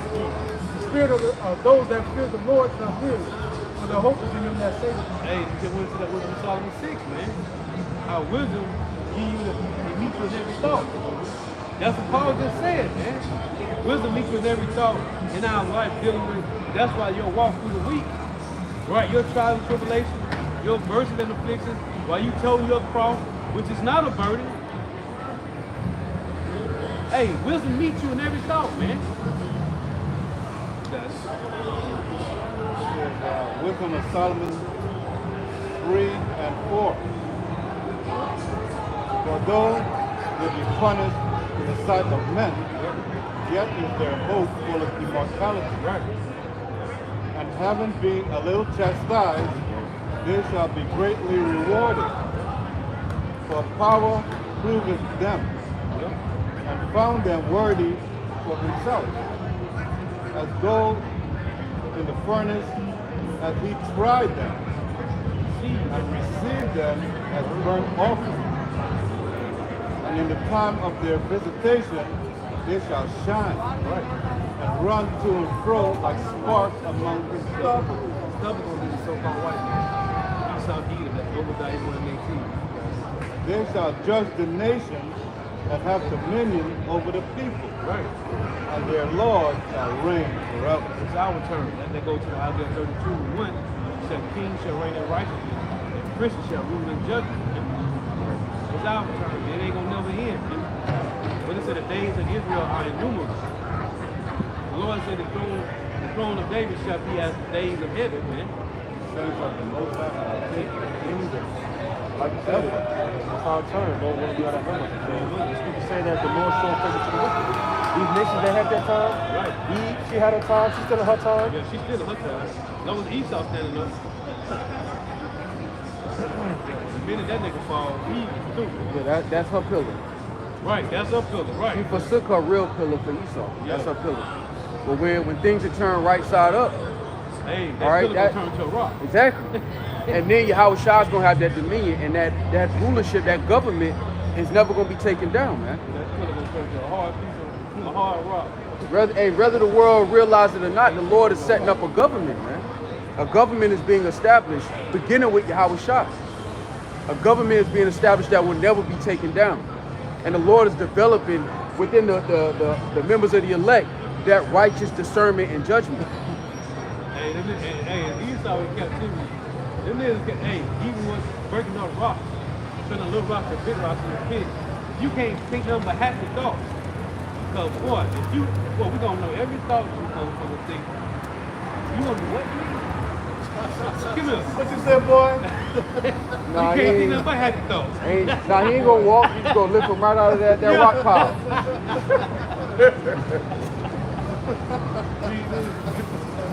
Yeah. Romans 5:3. And not only so, but we glory in tribulations also. Right. Knowing that tribulations work with patience. Right. And patience experience. And experience hope. And hope maketh not ashamed. Right. Because the love of the Heavenly Father is shed abroad in our hearts by the Holy Spirit is given unto us. They said not ashamed. The Lord said that we gonna he's not gonna give me who's that 24, start at 19. Give me that first Peter 2:6. Oh, Isaiah 45 and 17. Yep. You can read that for me real quick. Isaiah 45 and 17. Yeah. Everlasting salvation. But Israel shall be saved in Yahweh Right? with an everlasting salvation. And what? You shall not be ashamed, We should not be ashamed. That's the buzzword, man. Go ahead. nor confounded the world without end. Going back to that world of the pillars. That was Sirach or Ecclesiastes 24 and verse 19. Come unto me, all ye that be desirous of me, right. and fill yourselves with my fruit. Hey, this is what the title talking about, man. Perfecting our craft, man. Because in John 6, the Lord says, you gotta eat my flesh and drink my blood. And those days like they don't like, man, this man will let you eat on. Hey, you gotta be a slow belly, man. And then For my memorial is sweeter than honey. hey, the Lord said come to vitamin book. And he's sweeter than honey, man. It's bitter, but it's sweet. You got it. And mine inheritance than the honeycomb. Right. They that eat me shall yet be hungry, They that eat me shall yet be hungry. and they that drink me shall yet be thirsty. This is the Lord said in John 6. Go ahead. He that obeyeth me shall never be confounded, Right? and they that work by me shall not do amiss. That's it, man. We ain't gonna be ashamed to get the truth for the truth. You work for your house, you might shop, man. Going with it. We ain't do it. This is what this is about. Actually, how much you might shop to increase your wisdom and understanding, man. You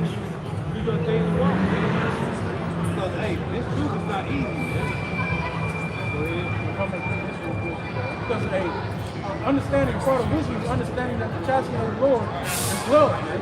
You know, that's pure guidance from the Heavenly Father, man, through his only begotten Son. This is Sirach 30, at verse 1. He that loveth the Son causes him oft to feel the rod, that he may have joy of him in the end. He that chastises the Son shall have joy in him, and shall rejoice of him among his acquaintance. Hey, to tell you, you got the first verse. Say, he that teaches his son. And how do you keep yourself? You gotta chastise. And it said oftentimes to feel the rod.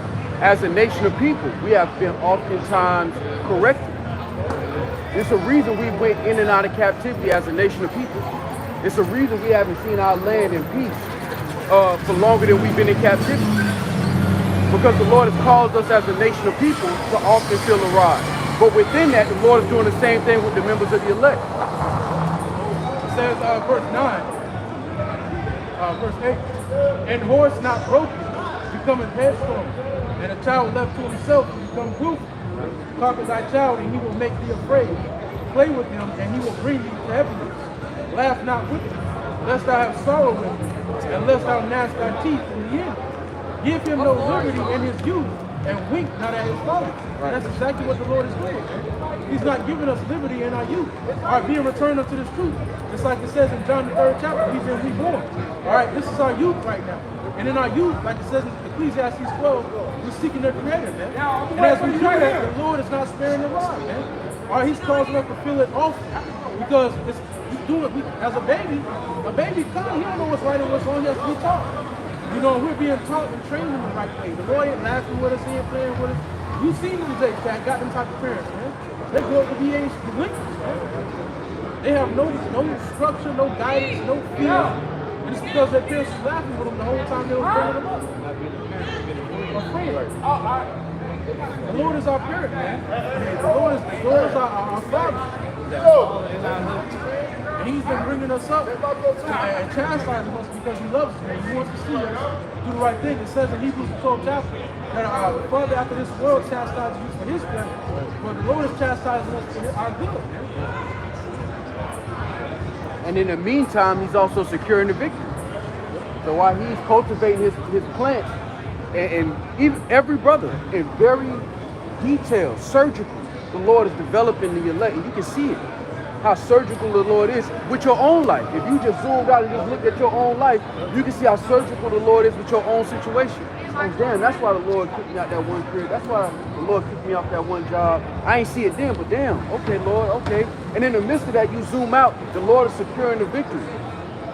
There's geopolitics that's going on that's right along with prophecy. Everything is moving right along with prophecy in the midst of the Lord zooming in and dealing with the ministry.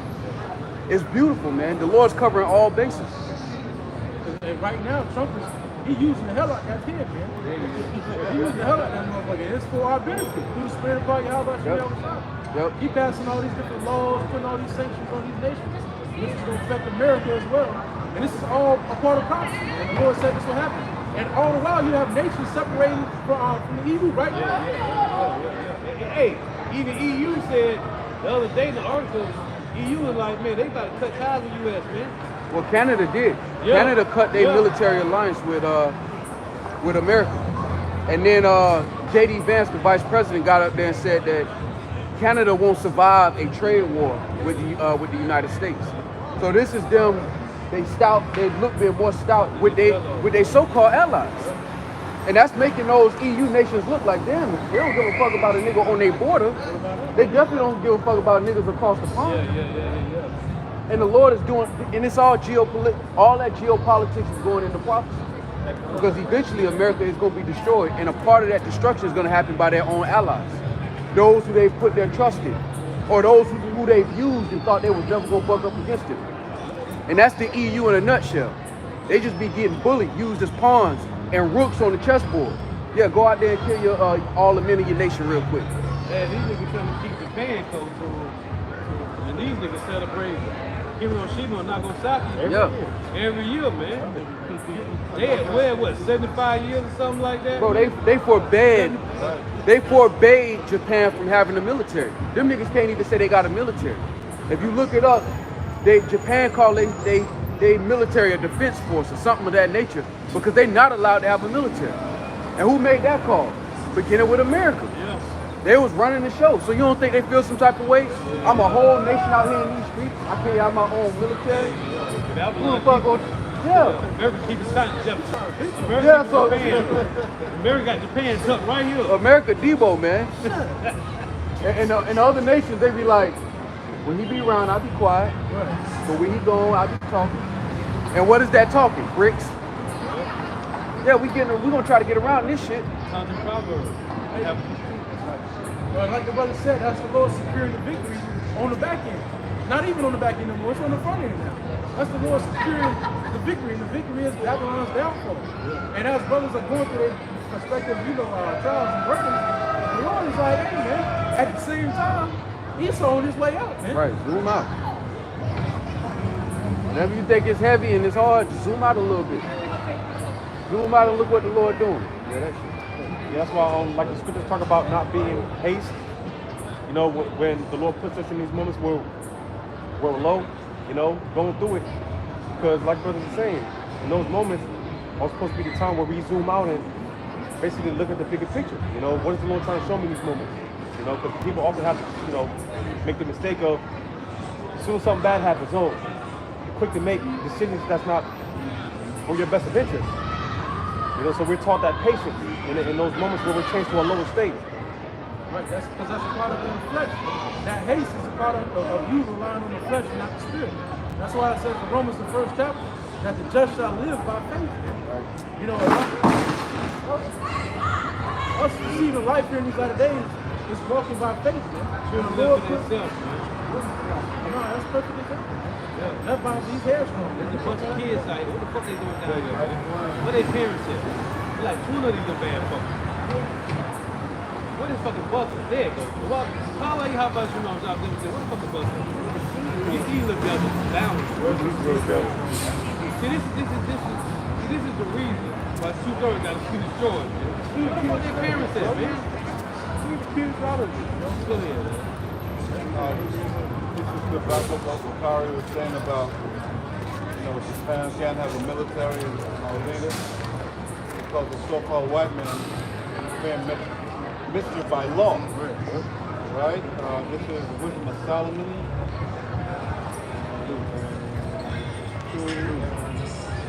2 and 11. Wisdom of Solomon 2 and 11. Let our strength be the law of justice. For that which is evil is found to be nothing worse. And this is how the so-called white man has ruled the earth, through brute force. Because economic sanctions is an example of brute force. You really threatening the lives of those people, that nation that gets sanctioned.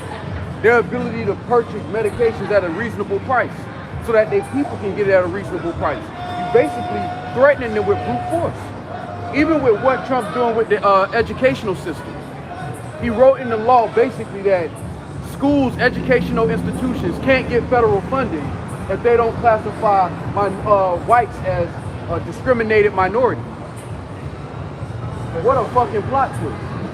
To say that slavery was, it wasn't like that. That the narrative of slavery built America, that's not the case. When everybody know that it is, but instead saying that now you the victim. You the actual one that's being discriminated against. And if those education systems don't agree to that, they don't get federal funding. That's a bribe. That's brute force. That's bullying. To push lies, man. And with that being made mandatory, what's that's doing is grooming the generations to come. Because all you got to do is give it 2 generations, and the narrative of slavery will be completely flipped around. Right. And that's all he needs is 2 generations to complete, because this one is already proved. They're done. And so you give it another 2 generations, slavery, the so-called white man got run over here by slave ships. Right. He had the yoke of iron on his neck. Right. Right. Ecclesiastes 20 and 24. Oh, especially Shalaki, especially what his name is, Jack Jones. Jack Johnson. Jack Johnson. Oh, yeah. Jack Johnson will be an Edomite, man. in another decade, And man. niggas gonna sneak that shit out there, Yeah. make a Lifetime movie with Jack Johnson as a white man, test it out, test Yeah. the deal out. Right, Muhammad Ali. Then if white it works, Yeah. they gonna put it on the mainstream, man. man. Mayweather, white man. That's what they give the kids later, man. Hey, and that's why the scriptures talk about shameful spewing shall be on thy glory. America's trying to change the narrative of how they became a nation. You became a nation off of slavery. You can try to remix it and say it was states' rights. No, the so-called white man in America became a nation. They became a wealthy nation through slavery. And they fought and died to try to keep that institution alive. Hey, cause this nigga changed that Saint Nick was an Edomite, and Shakespeare was an Edomite, and fucking what's the other one? St. Patrick was an Edomite. He damn sure makes joy that Mike Tyson an Edomite. They're already saying Joker's in you, man. Right. Cornelius is a Edomite. Right. And in this generation, the common narrative and the common train of thought is, why does it matter? That's what a lot of these young motherfuckers come out of their mouths with. Why does it matter? Well, you just mind your own business. It doesn't matter what color you was. It's not understanding what they're doing to destroy you, man. Bro, this is what the Edomite said last night, right? He said, John 3:16. I said, hold on, what about John 3:1? He said, what does it matter? What you mean, what does it matter? But then I said, who was the Messiah talking to in John 3:1? He said, what does it matter? He said mankind.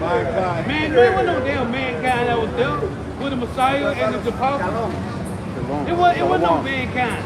Because the Lord separated mankind to make a distinction on the Israelites in Deuteronomy 32:8.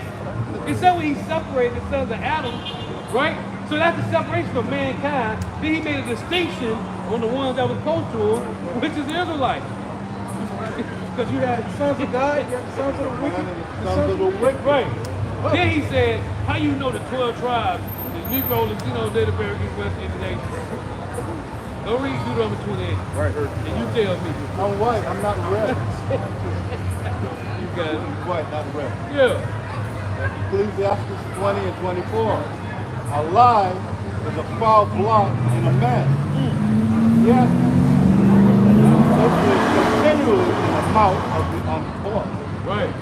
And Right. he saw the untalking, the Lord ain't giving him the wisdom. The Lord gave him a sword and said, go ahead, go at it, man. And everything that comes out of his mouth, that's a lie. And our people have been untaught. So, because Esau know what he's doing. He's not lying on accident. That's why those lies are intentional. The sword of the tongue. It's malicious because he knows that generations after this, if he's able to change the narrative of slavery, they'll be able to sit like they righteous. Yeah. Like they did nothing wrong to nobody, and they just kind of fell into rulership. They say he shot his tongue like a sword. Right. And then the untaught will be uttering those same lies over and over. Right. Which is falsehood. It's going to say he have brought forth falsehood, man. Right? That was just reading Wisdom of Solomon, 2nd chapter, and it speaks about Esau, the infamy of their transgressions, that false education. Yep. And they have false education to purposely, like the brother said, destroy you.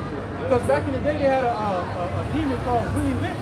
And nowadays, that was just one devil. But nowadays, you have a whole lot of Edomites on that same train of thought. Hey, cause this guy Matt Walsh said he's proud of what his forefathers did. Yeah. The Gad, Reuben, and Issachar, and all the tribes. He said he's proud of what his forefathers did to America, man. And that's why we call it as the devil. The scriptures say that scoundrels will no longer be respected. Ungodly men will no longer be looked at as heroes. The so-called white man, especially in America, is not a hero. We're talking about the villain in the movie according to their own acts. And how can we as a nation of people look at them any different? Hey, and how can you look at a nigga like Andrew Jackson and think that whatever fruit came out of him is beneficial, man? Right. That nigga Andrew Jackson will catch hell in the kingdom, man. Boy, a lot of you devils, man, you gonna catch hell in the kingdom, man. Because y'all put straight up hell on these They devils. did, man. Worse than others. Man, I was reading an article the other day, man, about how it was a Jake in Mississippi not too long ago. It was like 1960, man. And he bought a plot of land, and Edomites rolled up on him and said, "Hey, boy, that's ours. You got 3 days to vacate this land, or you're through." He went up to the court system. He tried to fight it. The next day, he was done. Boom. He was through, man. a lot of you Edomites got hell to pay, man. And that same Edomite, those same Edomites that hung that Jake, their ancestors walk around this bitch today. Talking about we not race. I love Negroes. I'm with the black. I got black friends. I got black friends. Fuck all you. My girlfriend is Right. black. Color don't matter. Psalm 73 and verse 5. This is why they did what they did, man. Even though we understand the Lord had them doing, this is why they did it. They are not in trouble as other men. Right. Neither are they plagued like other men. Therefore, what? Therefore, pride compasses them about as a shame. And what? Violence covers them as a garment. Violence covered us over white men as a garment. We understand that.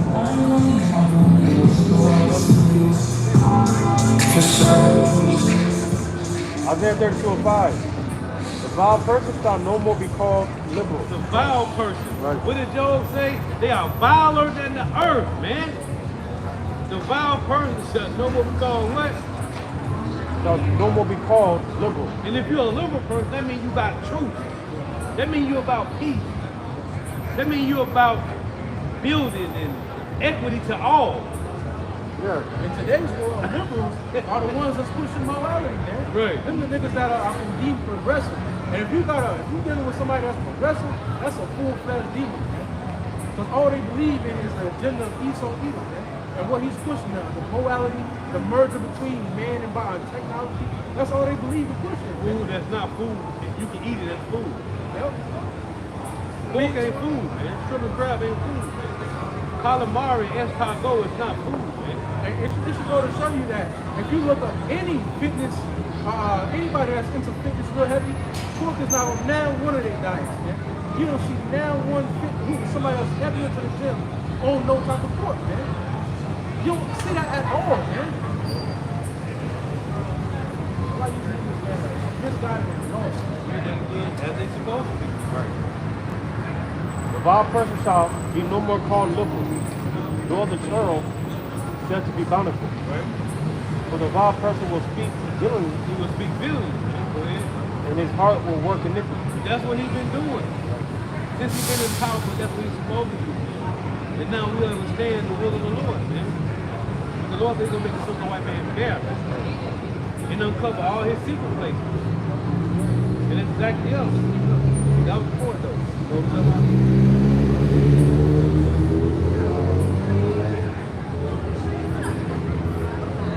Right. Chapter 24. So what would Job say?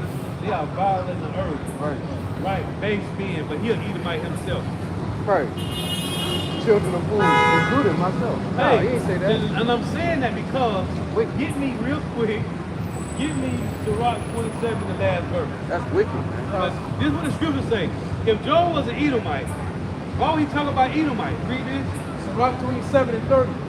Malice and wrath. No, it's 21 last verse. Sirach 27. Sirach 21 and 28. 27. Yep. When the ungodly curse his sake, Right. he curseth his own soul.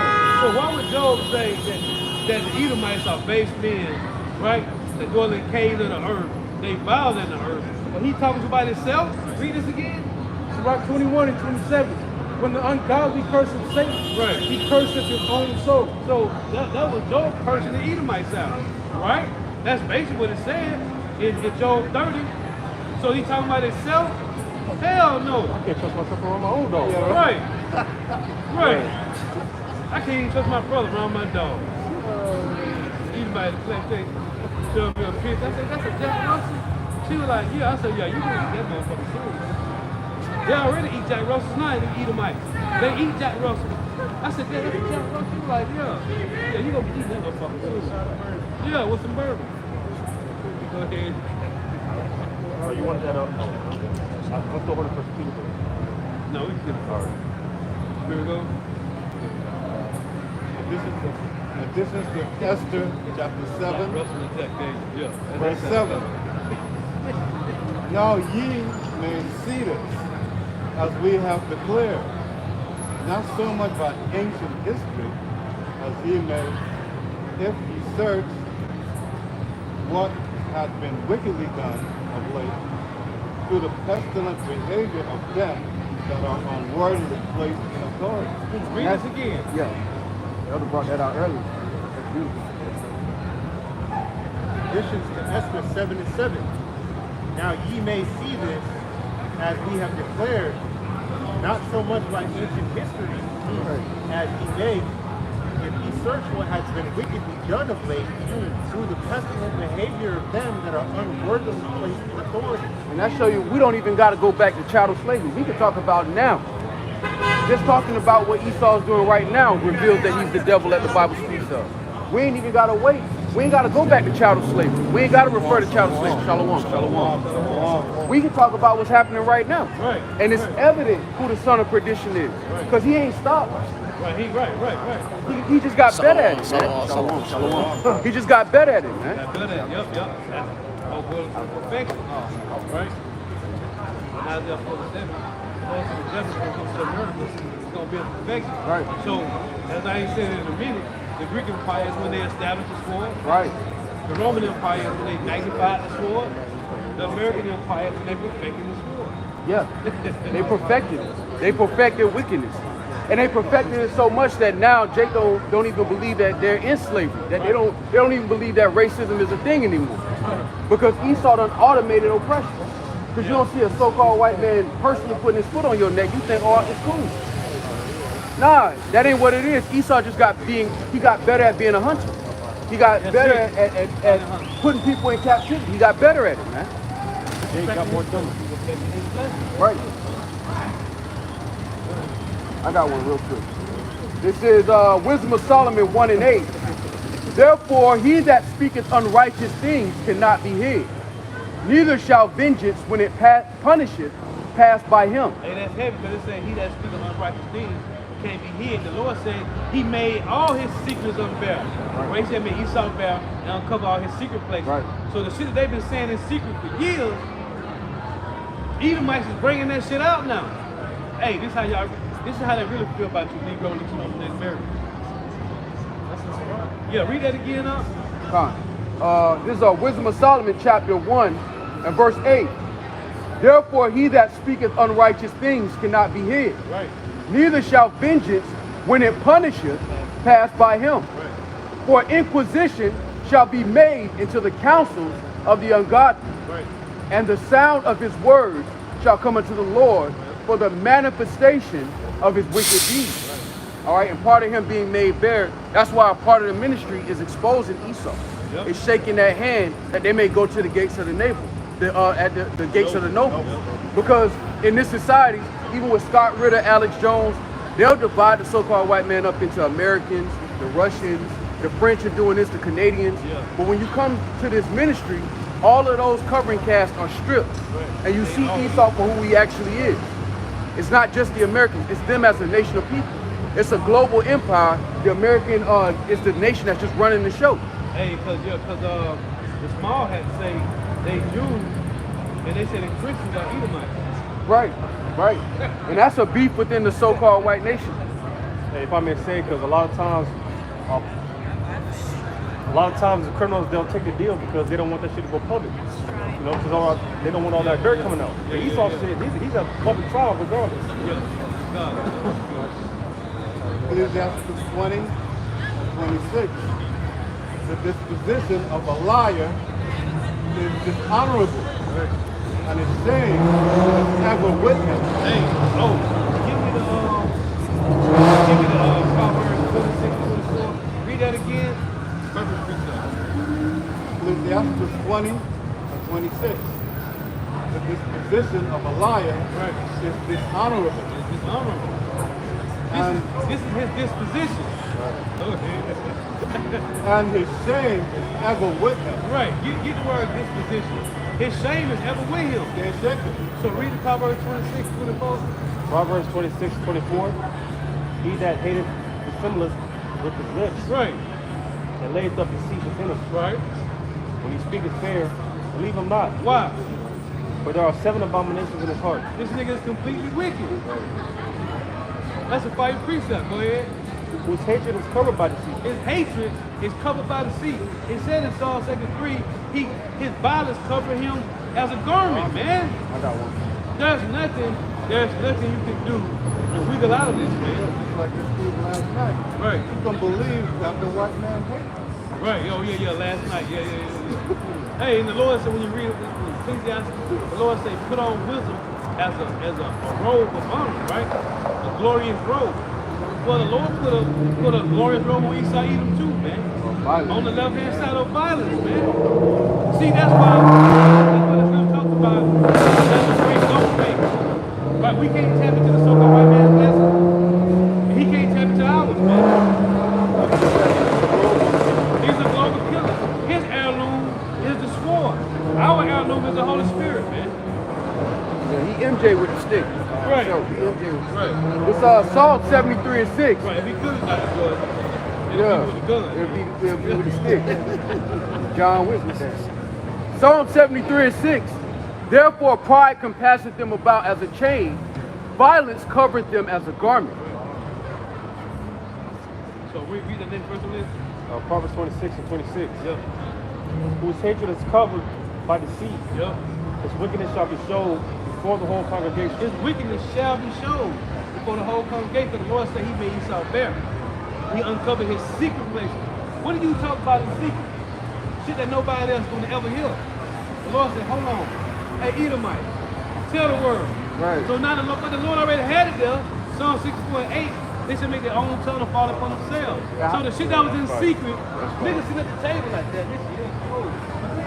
So after he ain't getting generational wealth and white privilege no more. Yeah. Hey, can you pass me the microphone? Right. I ain't eat. What's wrong? I ain't eat. I ain't eat. I paid a fool. Oh, what's up on belly that nigga was doing this? Yeah. Yo, get yours, B. Yo, get yours, B. Oh, yeah. Hey, but see, butt naked. they don't even know that. That's why scripture say it causes their tongue to fall upon themselves. Because they don't even realize they're talking about their own nation. Right. But because the Lord allowed them to talk about, it's the Americans. Yeah. It's the, what they call them, the politicians. We got to drain the swamp. Trump is in there to drain the swamp. Right. Then all the wickedness in the earth is going to go away. That's why we're not in the business of convincing the Edomite of the scriptures. Them niggas are delusional. They all delusional. They will never understand. The scripture say that the Lord's face is hid from them. Yep. They'll never understand this, man. Even that split between the small hats and the average Edomite. There's a split because the small hats are the first of them. It's the head tribe. They get the first of everything. They even get the first of organs of these Babylonians. They jump the transplant list. They fly from Israel all the way over here and they top of the list. They said that nigga David Rockefeller. Right. He had 7 heart transplants. You got people waiting on the list that still ain't got them. They probably died waiting on it. Because They gave it to this nigga. Because one of the things that when you read who is Esau Edom, he'll acknowledge that Esau Edom is the so-called white race, but then he'll break it up and say, but it's the small hats. Yeah. Them niggas, the Edomites. Yeah. We Jacob. It shows you the delusion, man.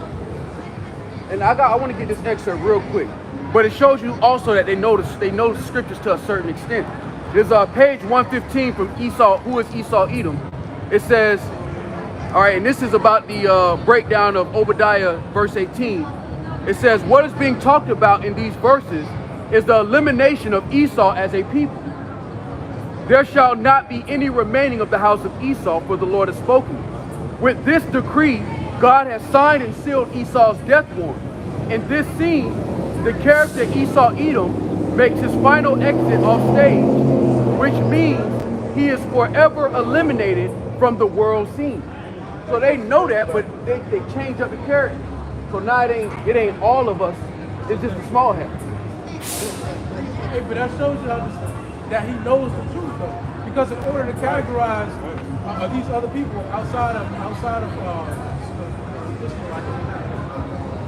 Amalekite, to categorize everybody else as different nations, but they Edomites, you gotta know the truth. Man. Yeah, you gotta know. Right. They gotta know. They gotta know them so-called Australians, them so-called Russians, them so-called Germans. They all Edomites. You have to. Tell a lie. gotta, yeah, but if you tell a lie, you gotta know the truth. Right. Because if you don't know the truth, you end up stumbling upon the lie that you're telling, man. You would create some whole other. Why is anything about Edom in anywhere, anything? Why is it a book called Who is Esau Edom? Why is there a book called The Roman Empire, the Empire of the Edomites? Why is these books written? Why is there an Edom, Texas? Go look that up. It's an Edom, Texas. Why? There's a crab shop called Esau's Crab. Look that up. It's a real spot, man. Why? I'm coming off the cover board by salvation of the elect. Job 20 and 27. The heavens shall reveal his iniquity. Right. And the earth shall rise up against him. Hey, the heavens is the satellite, man.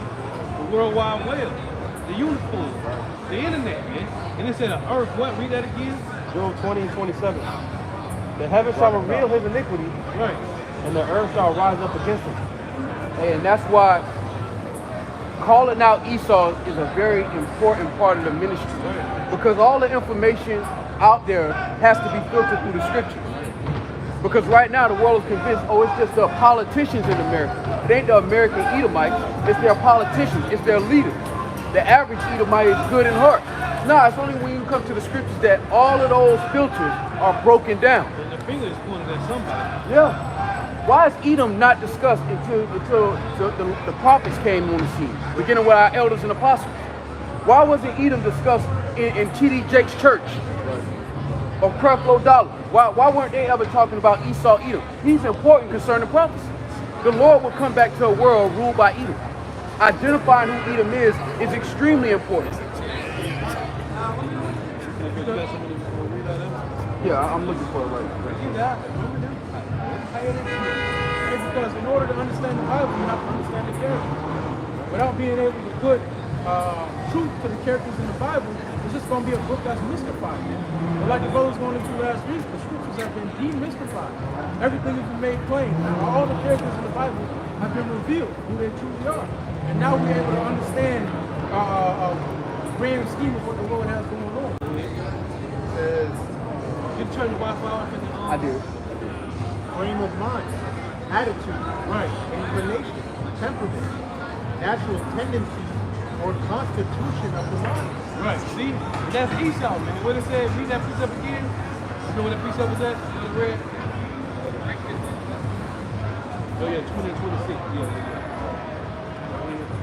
Squat 20 and 26. It says, the disposition of a liar. Of a liar. It said what? The intents of his mind, man. Because it tell you in Proverbs 26 that he's seven abominations in his heart, but then he completely wicked, man. So The disposition of a liar is dishonorable. right, And his shame is ever with him. right, because it's a garment. The shame is ever with him because it's a garment. It's him. That's his natural habitation. Like it say, Ecclesiastes, put on wisdom as a glorious robe. He got his on too. Right. Right. Wicked attribute. But he left portions of the truth in some of his books. Right. And that's why certain books are extremely expensive. Because in the midst of telling lies, he had to keep the record of the actual narrative of what's actually going on. That's why the elites, they know about prophecy. Right. Because they still have access to certain records that they won't give to the average Edomite. Man. Like this book right here. You got that? No. Elder Malcolm always make the point about you got Negroid, Mongoloid, and Caucasoid, man. Where the hell that shit come from, man? Nigga just remixing shit. Nigga switch his IDs up. Every couple of years, the fugitive switch up his passport. Nigga think he Jason Bourne and shit. Right. Well, the Lord found your ass, nigga. So there's a book, there's a Jewish encyclopedia, right? On page 125, the 1925 Jewish encyclopedia, page 41, it say Edom is modern day Jewry, man. Yep. Why would they put that in the fucking encyclopedia? And now them shit's over $1,000 a piece. Bro, the Lord so cold. The Lord got the average so-called white person thinking that the small hats is Edom. Yeah. Then the Lord got Amalek thinking that the Ishmaelites is Edom. And then some of the small hats think that the average white person is Edom. And now this nigga, Benjamin Netanyahu, talking about that Ishmael is Amalek, man. But it say he gonna bring confusion, man. Right. Everywhere he go at, hey, dust like on this nigga feet, man. Now I got this from The Roman Empire, the Empire of the Edomite by William Beeston. Now this book came out in the 1800s, 1853 to be exact. Yeah, niggas sit around in 1800 thinking about Edom. Yeah, because they heard that judgment. Hey, there should be no survivors in the house. Damn, Yeah. nobody. I can't get a uncle. Nothing. Yeah. You gotta identify who that is. The Lord said he gonna destroy son and nephew. Right. That's how your lineage keep on with son and nephew. That shit frightening. So they had to, of course, it was on their brain. Real quick, this is page 9. Hey, hold on, Selassie. 1853 when they had taken slavery. That's what you thinking about? That's what they put on the slave Bible. They didn't think niggas was gonna get to read. Yeah. So they was like writing all types of shit, Yeah. like shit. You know we might be Edom, right? You know we might be Edom, right? You know this shit might. Thomas Jefferson, when he said, "I tremble when I think that God is just." Why would you write some shit like that if you think you in the right? I tremble if I think that God is just and that His justice will not sleep forever, and there'll be a changing of fortune. Meaning we have to go through what they went through. If the Lord is fair, why are they writing like that? Because they never thought niggas was gonna get to read that shit.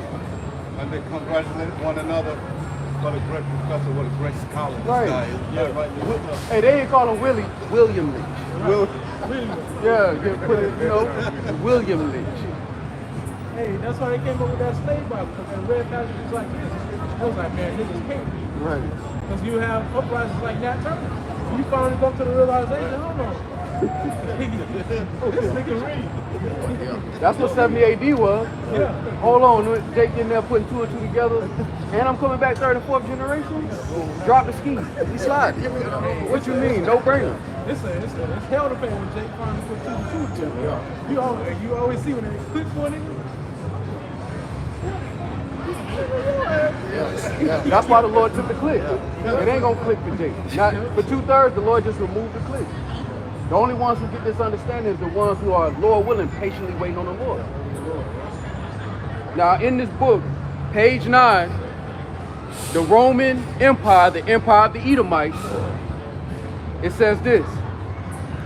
I'll start in the middle of the page. It says that it has been preserved to us in the Jewish Targums that it exists amidst the fables and impieties, the absurdities and the blasphemies of the Jewish Talmud, and that it may be comprehended in these 20 words.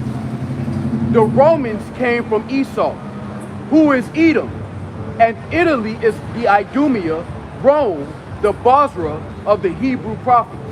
And who are the Romans today, man? They call themselves American, or they call themselves Russian, but they are the Edomites, man. That is their biblical nationality.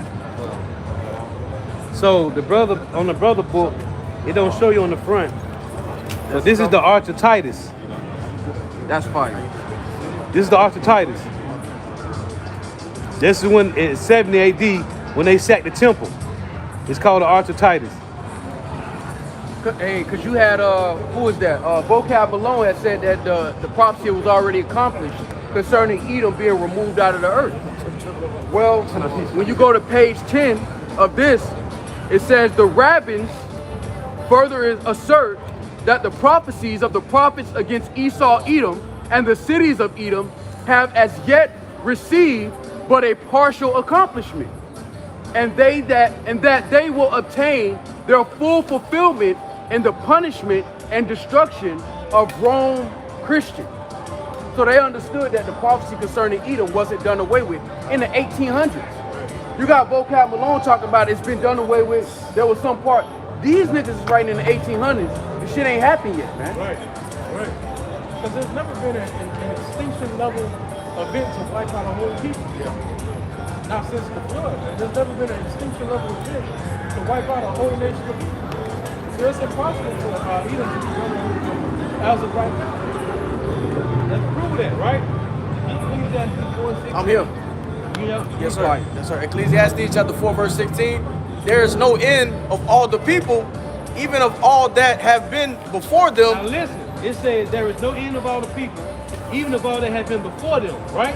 Before them, right? Go ahead. They also that come after shall not rejoice in him. Oh, it says they also that come after shall not what? Rejoice in him. Why not? Because they got to find out at this time, they got to suffer for what happened. They got Go ahead. Surely this also is vanity and vexation of spirit. What is? The spirit of the heaviness of, am I got to pay for what they did? Yeah. Read one more time, bro. Ecclesiastes chapter 4, verse 16. There is no end of all the people, Right. even of all that have been before them. Before them, the Roman Empire, right? The Greek Empire. There is no end of the so-called white man. While people talking about the Edomites is done away with. Go ahead. They also that come after shall not rejoice in him. They also that come after should not rejoice in him.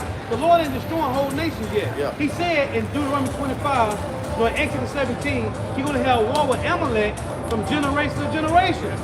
Then it said in Deuteronomy 25 and 17, when we go back to the land, then he going to do away with the name of Amalek.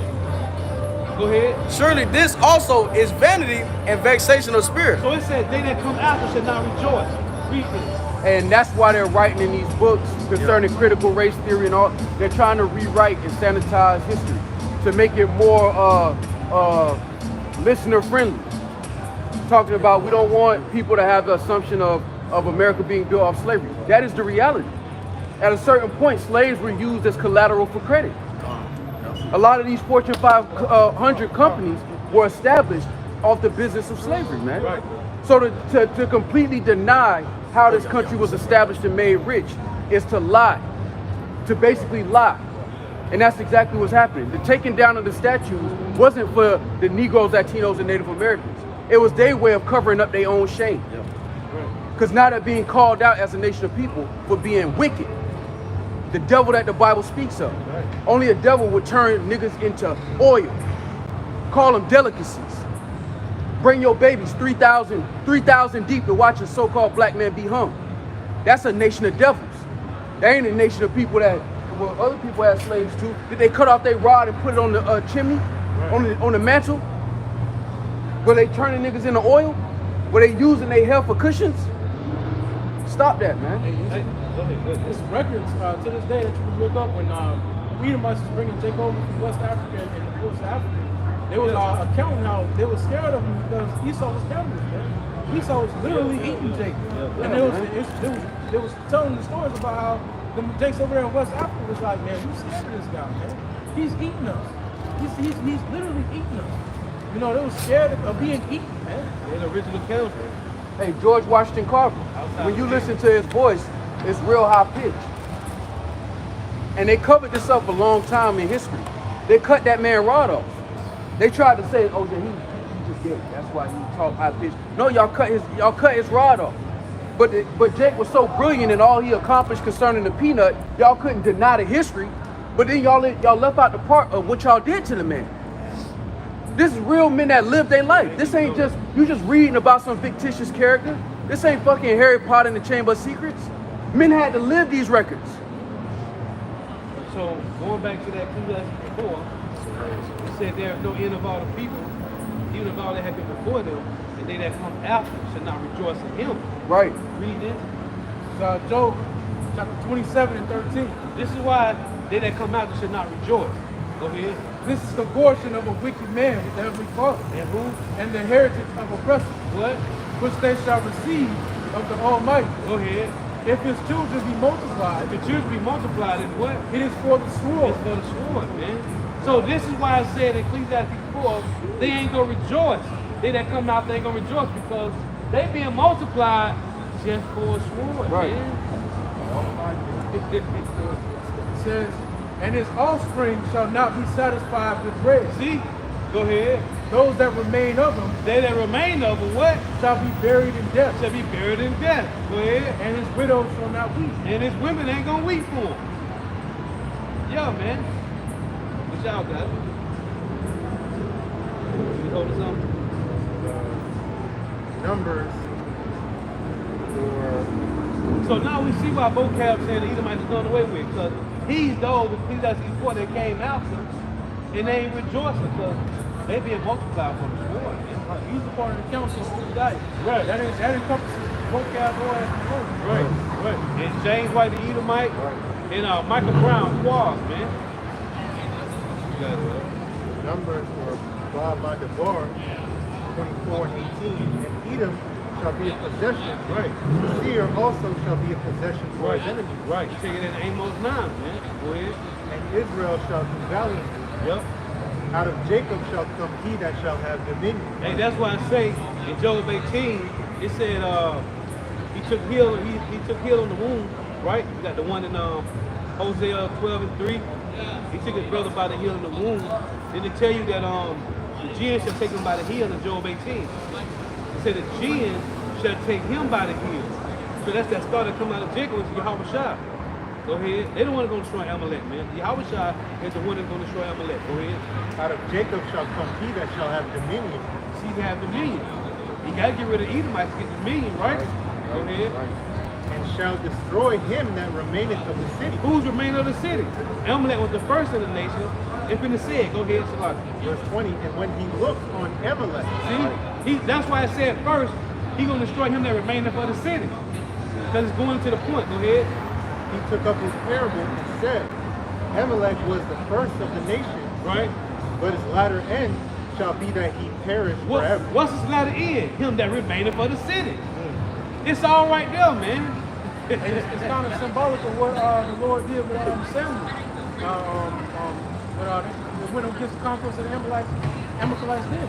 You know, they left some remaining in the city, and the Lord had to raise up that prophet to go and slay the remaining in the city. And that's why I say in Habakkuk 2, it said, man, give me Habakkuk 2. He said his nest on high, right? And he may be delivered from the power of evil. Because it said they that remain of the city. That's the elite. Them that's going to be hiding away in the bunkers, man. The Lord going to deal with them personally. They get to escape the judges of the missile, so the Lord can deal with you. Yes. It's Habakkuk 2 and verse 4. Behold, his soul which is lifted up is not upright in it, but the just shall live by his faith. I think like verse 8 or 9. Verse 8. Because I have spoiled many nations. 8 or 9. You got to be 10 11. 16? You see,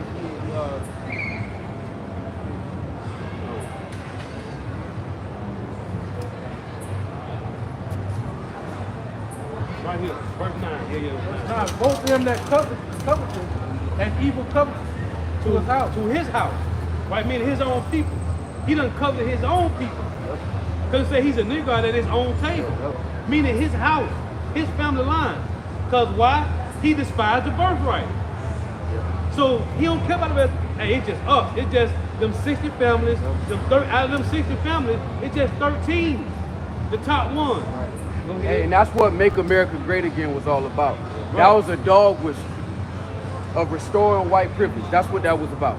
That was Trump telling the average so-called white person, we're gonna restore that wealth back to y'all. We're gonna reestablish us as a nation of people and share it with the common man. But it's a Trojan horse. You got it. Go ahead. Both of him that coveteth and evil covetousness to his house. Right. That he may set his nest on high. Right. See, that he may set his nest on high. Some of the elite, they the remain of the city. Right. See, they snatching back all that generational wealth and white privilege so they can go hide from the Lord, man. They need all the resources back, man. That's why the common Edomites is doing bad now, man. Y'all heard? Go ahead. And that's why Trump and Elon together, they establishing themselves to liquidate America. That's what this is about. It's not about restoring it. It's about telling that to the common Edomite, but it's really about liquidating Babylon the Great. Because he's still setting up laws and things in place to fund the rich, to help the rich stay rich and get richer. That's what it's always been about, man. Right. You want to come up? Yep. Second Ezra chapter verse 11. Chapter 11. And we'll start at verse 39. Yep. Art not thou it that remaineth of the four beasts, Right. whom I made to reign in my world? And now, all these, you had the statue. Now we have the feet of the statue now, man. Go ahead. This is the revival Roman Empire. that the end of their times might come through them. Right, the end of their time is going to come through them. Just like that same precept in Jeremiah 15:45. The least of the flock shall drive them out. They shall make their habitation desolate with them. It's the same. It's the same precept, man. Give me that Jeremiah 15. Read this again. 2nd Ezra 11. Matter of fact, get the one Jeremiah 49 and 20. There's a mention of Edom in Jeremiah 49. You got it. Verse 39. Art not thou it that remainest of the four beasts? Which is the Edomites. This is the Edomite, the Roman Empire, right? It's talking about the Edomites, man. You can't get around that. Go ahead. Hey, it's called, but it's a verse right here too. It says, he that remaineth. Right. Speaking about the Lord coming to cut off. Amalek. Right. You got it. Whom I made to reign in my world, that the end of their times might come through them. And the fourth came and overcame all the beasts that were past. Right. This is the Roman Empire. Go ahead. And had power over the world with great fearfulness, and over the whole compass of the earth with much wicked oppression. And if Esau was the Arab, they're not ruling with fear. They're not ruling with brutality. Right, exactly. Because one of the arguments is that Esau is the Arabs. That ain't how they got their wealth. They're not maintaining their wealth through the sword. They're being protected by the Americans. Without the oil, they wouldn't even be in the conversation on the world stage. Right. And so long time dwelt he upon the earth with deceit. For the earth hast thou not judged with truth. See, sure you're talking about the Edomites, because it's so in Revelation 20, he said to use out his prison to go out to deceive the nation. It says dwelt on the earth with much wicked deceit, man. Go ahead. For the earth hast thou not judged with truth. Right, because he's not here to judge the truth, man. Right. He's the sword of the Lord, man. Right. Everything, Isaiah 24:5, it say, the Lord have a contract with the inhabitants of the earth, because they have transgressed the law, changed the ordinance, broken the everlasting covenant. That means this nigga's only out for anything that kills, that got to do with death. That's it. That's what the so-called white man promotes. That's his business. Jake talk about stepping. This is the stepper. Yeah. This is left right, Mr. Left Right himself. That's walking down Esau. Instagram handle, walking down E. This all he built for. He built for destruction. He's not built for compassion. You know how people keep knocking on the door of these Edomites, the so-called white men. You don't have compassion, man. They're not a compassionate nation of people. Not even to each other. They've started whole world wars about the resources they've robbed from everybody else.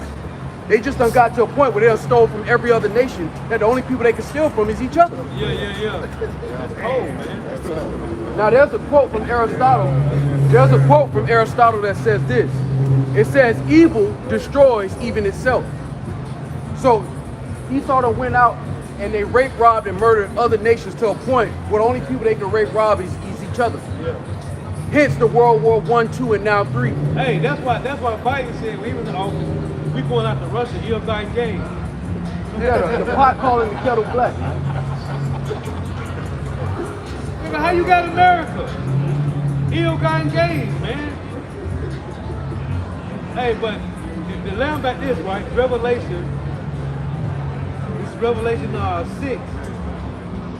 And verse 4 it reads. That's why this is beautiful. Yeah. Because no matter what kind of hell we be catching, brothers, the Lord be beating the shit out of brothers. I ain't gonna lie. But when you zoom out, we ain't the only ones getting whooped. I can tell you that much. The Lord starting to spank shit. The Lord starting to lay some serious leather. Serious leather is being laid out here. And it's starting with being exposed. See, Esau can't go to no major city in America where you ain't being called the devil. And all you got to do is try to ignore it because you have no defense. You can't say, no, we ain't the devil. Standing on what? What's your argument for you not being the devil? Revelation 6 and 4, and there went out another one that was red, and power was given to him that sat there on the set feet from the earth. Right. And that they should kill one another. Right. And there was given unto him a great sword. This is verse 8. And I looked, and behold, a pale horse. And his name that sat on him was Death, and hell followed with him. And power was given unto him over the fourth part of the earth, which is America, Babylon the Great, and Canada, to kill with the sword, and with hunger, and with death, and with the beasts of the earth. So this man, hey, it said pale horse. His name was called Now on him, saddle him with death, and hell follow, man. Right. So everywhere this man go at is hell. And it say, hey, he cannot be satisfied. Right. His Right. desire is as hell Right. and death. So hey, behind him, hey, you either come what they say, come with us, or we gonna lay you down. Yeah, you get rolled over. He's the perfect tool, man. Right. He's a perfect instrument for destruction. And what happens to all tools once they can't be used no more? Hey, Throw them you away. got, hey, either you clean them up and put them in the toolbox, or you just melt them down to make something else. I got something for that. It's Isaiah 10:5 in the NLT. It says, "What sorrow awaits Assyria, the rod of my anger? Right. I use it as a club to express my anger. I am sending Assyria against a godless nation, against a people with whom I am angry. Jake, Assyria will plunder them, trampling them like dirt beneath its feet. But the king of Assyria will not understand that he is my tool. His mind does not work that way. His plan is simply to destroy, to cut down nation after nation." And that's what has Esau so he, because now that the prophecy's coming out, he understands that he's just a tool. Right. What his role is. Well, he can't escape tomorrow, man. No matter how hard, it's like I'm trying. No matter how hard that nigga is trying, man, he can't escape. Even his own goddamn heart sees that fool just said nigga, you through, man. Right. So look at that. Yeah. You ask the AI, you done. Back it up, man. Hey, this is beautiful, man. Because he's coming to the realization that he's just another pawn in the Lord's chess game. Yeah, the so-called white man is the villain of the movie. Yeah. He's been lying to himself so long, he actually thought that he was Superman instead of Homelander. Right. And now the Lord said the prophets be like, nah, there you go.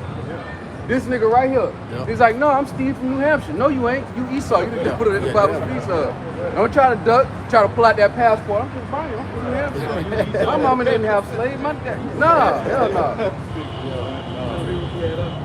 Hey, and that old spirit of Petra, that old spirit of Peter is coming back into the earth, man. Yep.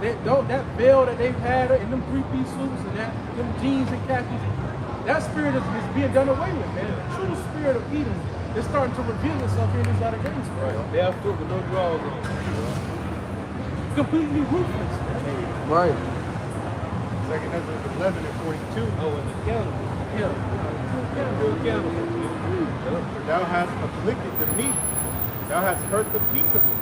Thou hast loved liars. Right. And destroyed the dwellings of them that brought forth fruit.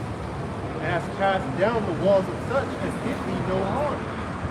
Therefore is thy wrongful dealings come up unto the highest. Now wrongful dealings come to the highest in Revelation 18. It's sins that reach to the heaven. Oh, it's in Jeremiah 51 as well. You got it. And thy pride unto the mighty. Right. The highest also hath looked upon the proud time, and behold, they are ended. That's that future prophecy of Esau being destroyed, man. You got it. And his abominations are fulfilled. Right. And therefore appear no more thou eagle, nor thy horrible wings, nor thy wicked feathers, nor thy malicious heads, nor thy hurtful claws, nor all thy vain body, that all the earth may be refreshed, and may return, being delivered from thy violence, and that she may hope for the judgment and mercy of him that made her. That's that 2 Peter 3, that's that new heavens and new earth that we seek out. That refreshing, that kindness, that refreshing in the earth.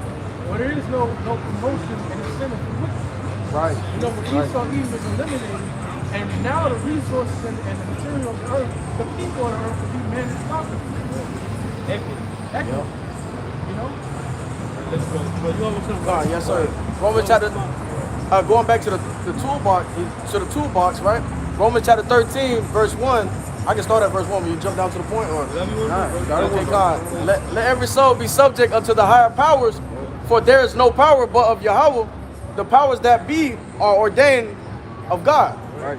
Whosoever therefore resisteth the power, resisteth the ordinance of Yahweh. Yeah, that's why the scriptures talk about wait ye upon me. Yeah. Right. Because in Rome, before 70 AD, Jake had that mentality. He just think about a nigga that gangbang, but they know the truth. And the Romans is the opposite. And just imagine that's all of our nation know what's going on. They knew about reincarnation. So they was head first, and this is why these type of scriptures was coming out. Yeah. Because Paul was still dealing with zealots.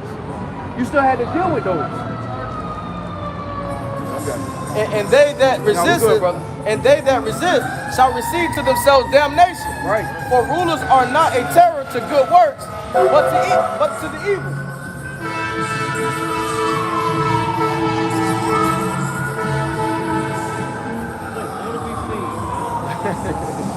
Romans chapter 13, verse 3. For rulers are not a terror to good works, but to the evil. Wilt thou then not be afraid of the power? Do that which is good, and thou shalt have praise of the same. Yeah, because Esau basically like the CO. Yeah. He ain't the one that can get you out of the judgment. Yeah. He ain't the one that can pardon you. He's just the one that's open up cell 15. Yep. Turn around, put your hands behind your back. All right, you ready for trial? Nah, you want to stay in your cell? Go ahead. That's Esau. Yep. The Lord turned the planet into a prison, and them niggas just running the prison. But it come back to the Lord. The Lord is the judge. He the one that said, look, you're guilty. So the Lord turned the whole planet into a federal correctional facility for the Israelites.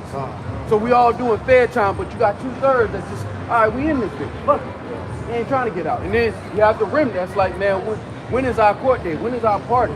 And we watching prophecy, because prophecy is like, all right, this one you gonna bond out. Lord willing. Like that dude on shot call. You want time to get out? I say, well, Right. Right. I might as well try to make it to the top. That's why the Lord said, why should ye be stricken anymore? It's obvious in 2/3 of our people, them niggas don't want to go home. Them niggas cool with, I'm going to just have my little family, get me a little apartment, you know what I'm saying, work my job, go see grandma now. You know, when we got to bury grandma, I'm going to put a little bit down on it. I'm just about to ride this lifetime out. That's their mentality. And that's a sad mentality to have, because we better than that as a nation of people.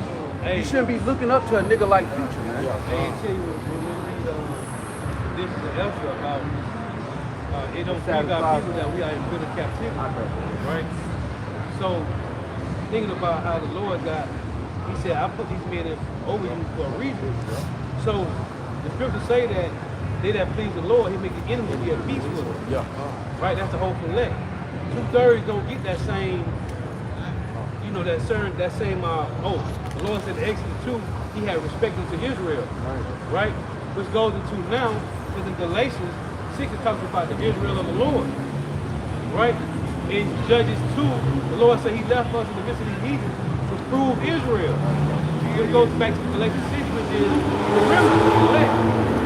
So what's happening is they're going to wait patiently on the Lord. Go ahead, bro. Romans chapter 13, verse 4, continuing, for he is the minister of Yahweh to thee for good. Right. But if thou do that which is evil, Right. be afraid. This is the point. Read this again. Romans chapter 13, verse 4. For he is the minister of Yahweh to thee for good. For thee to good. The whole elect for good. Because you seeing what they doing, how they moving on those that's not following Yahweh Shema. If the Lord ain't get the spirit of you to be disciplined, then he's going to be for what? Go ahead. But if thou do that which is evil, be afraid. Right. For he beareth not the sword in vain. Right. For he is the minister of Yahweh, a revenger to execute wrath upon him that doeth evil. You said it's a lie. The Book of Women has showed us how not to live. What not to do. How not to act. What you should be thinking. So he's showing you all the options of the Lord. The nigga passed bestiality laws. He done passed transgender. He done passed the outside community. Right? You can eat all kinds of foods, whatever it is. In America, he's known as the harlot in Isaiah 17. But you can worship any idol here. You can follow any philosophy. And go back to the Job 10. Right? In a land where there is no order. Meaning, you don't got to serve the Lord here in America. You can do whatever you want to do, as long as it's not serving the Lord, man. So as long as you're doing that, that's opposite of the Lord. So what's the Lord gonna use him for? You thinking he got you, he told you not following the orders of the Lord, you can do whatever I want you to do. Well, the Lord gonna put his spirit in this nigga to kill your ass. But you wanna follow his ways though. Read this real quick, hold up. 1 Peter 2 and 13. Right? Submit Submit yourselves to every ordinance of man. Submit yourselves to every ordinance of man. Go ahead. For the Lord's sake. For the Lord's sake. Go ahead. Whether it be to the king, Right? as supreme, Who is the king? My friend The was like, Edomites, watch right? Go ahead. this. And we're like on one or side. to Like, governors, cousins. as unto them that are sent by him for the punishment of evildoers, See? Who is the governor? Who is the king? Go ahead. and for the praise of them that do well. For so is the will of the Heavenly Father, that with well doing he may put to silence the ignorance of foolish men. See that? That ties right into the Revelation 13, man. Romans. I mean, the Romans 13. Come on, but yeah, you got it. I can read 5 and 6. Romans 13, verse 5. Wherefore ye must needs be subject, Right. not only for wrath, but also for conscience sake. Right. For conscience sake. Right. So we supposed to be rehearsing right back to the Lord. Then we follow the righteous ways of the Lord, man. Go ahead. For this cause pay ye tribute also, for they are Yahweh's ministers, Right. attending continually upon this very thing. And not the ministers that's serving the Lord, but the ministers of the Lord in wickedness. So read this one more time. 1 Peter 2 and 13. Submit yourselves to every ordinance of man for the Lord's sake, Right. whether it be to the king as supreme, Right. or unto governors, as unto them that are sent by him for the punishment of evil, For the punishment of evildoers. Go ahead. and for the praise of them that do well. Right. For so is the will of the Heavenly Father, that with well doing you may put to silence the ignorance of foolish men. Meaning, if you serve the Lord, Yahweh Shah, in truth and sincerity, then you're going to be okay. Right? The Lord say he looking for those that worship him and serve him in spirit and in truth, man. So if you're doing this wholeheartedly, you should be good. Now you got Sakari saying that ain't talking about Esau. Exactly. They teaching Exactly. it wrong. They teaching that wrong. Exactly, bro. Sakari said that's other Israelites. Right. That's why we don't give a fuck what nobody else say. If it ain't coming from the apostles, elder, bishop, and elders, fuck it.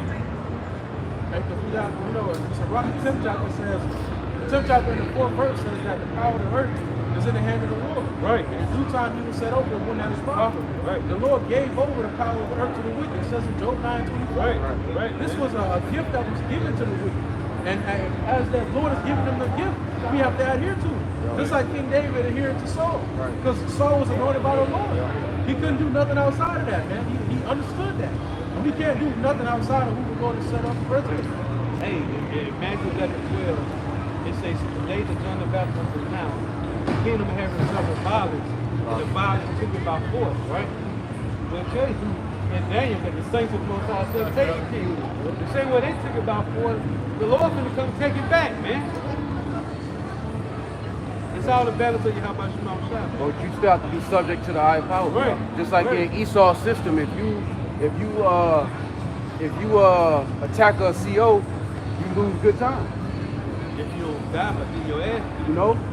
So we still have to maintain through the spirit that patience, that level of patience, because the Lord's gonna do it. Anything Jake thought that they was gonna be able to do on a small scale, the Lord's gonna do on a world stage. When you zoom out, that's what the Lord is doing, a great victory, a great exodus, that's gonna top the first exodus. But you have to have that patience within yourself through the spirit, Lord willing, to wait for the Lord to do it. Now I have one to land back on Brother Point. This 1 Timothy 3 and 7 says, moreover, he must have a good report of them which are without. Because when you apply the scriptures properly, people who don't know the truth should see you and say that you're a decent person. The heathen should see you and be like, all right, before I knew what he believed in, he ain't caused me no problems, he ain't caused me no issues, he went to work, came, when he was at work, he worked hard, you know? They should have that kind of report, because when the persecution comes, it's going to be about the word. It shouldn't be about your character outside of this ministry. Right.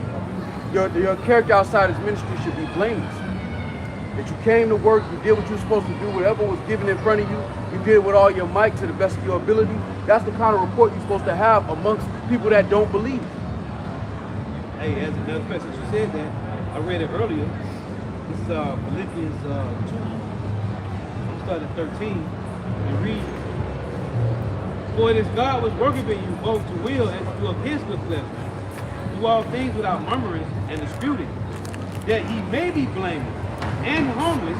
And it said Revelation 14, right? And they mount without no guile. Right. They were without throne, they were without fault before the throne. That ye may be blameless and harmless, the sons of God without rebuke, without rebuke, because you're going through that now. We're going through trials, tribulations, adversity, afflictions, being rebuked. We're going through all that now. Without rebuke, in the midst of a crooked and perverse nation, among whom ye shine as lights in the world. And Jake be having that reputation at work. You just don't know You it. different from the other.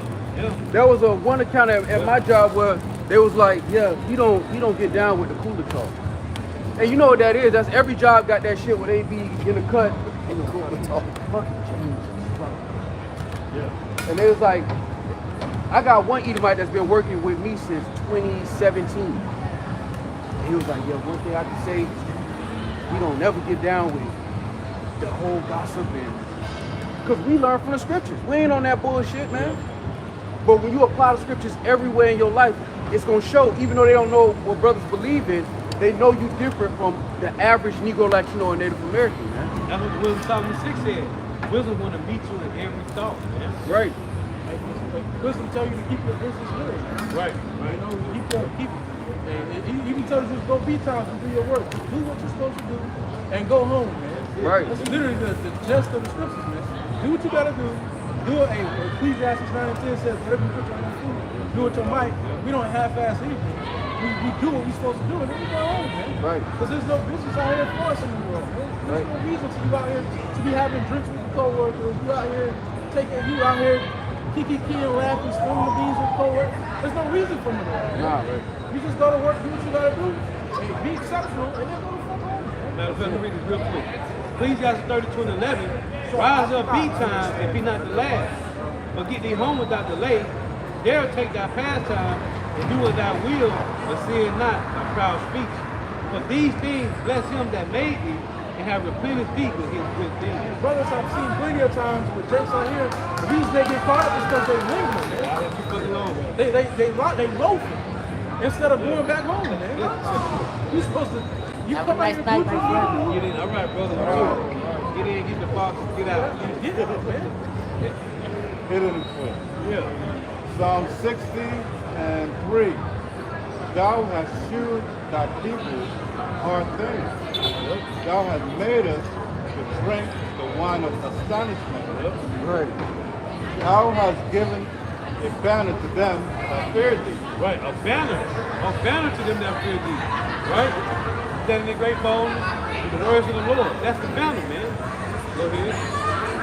That it may be displayed because of the truth. That's, hey, standing in great boldness. That's the banner of the Lord. And we here because of the Lord, man. It's fire, man. The Lord said, lift you up the banner. Which is what? The standard of Yahweh, by Hashem Yahushua, man. 1 Corinthians 14 and 40 reads that all things be done decently and in order. That's the integrity of Yahweh Hashem Yahushua, man. If you ain't doing that, if you ain't lifting up the banner, then what you doing? Because this is a display of humility. I mean, Right. humility goes back to humiliation. You know, people pass by, they say little shit, they look, they laugh, they point. Enduring that for the sake of the love that you have for Yahweh Shai is that display of humility. Like, Lord, yeah, that's acknowledging your offense to the Lord, man. Ain't no money on that phone. Right.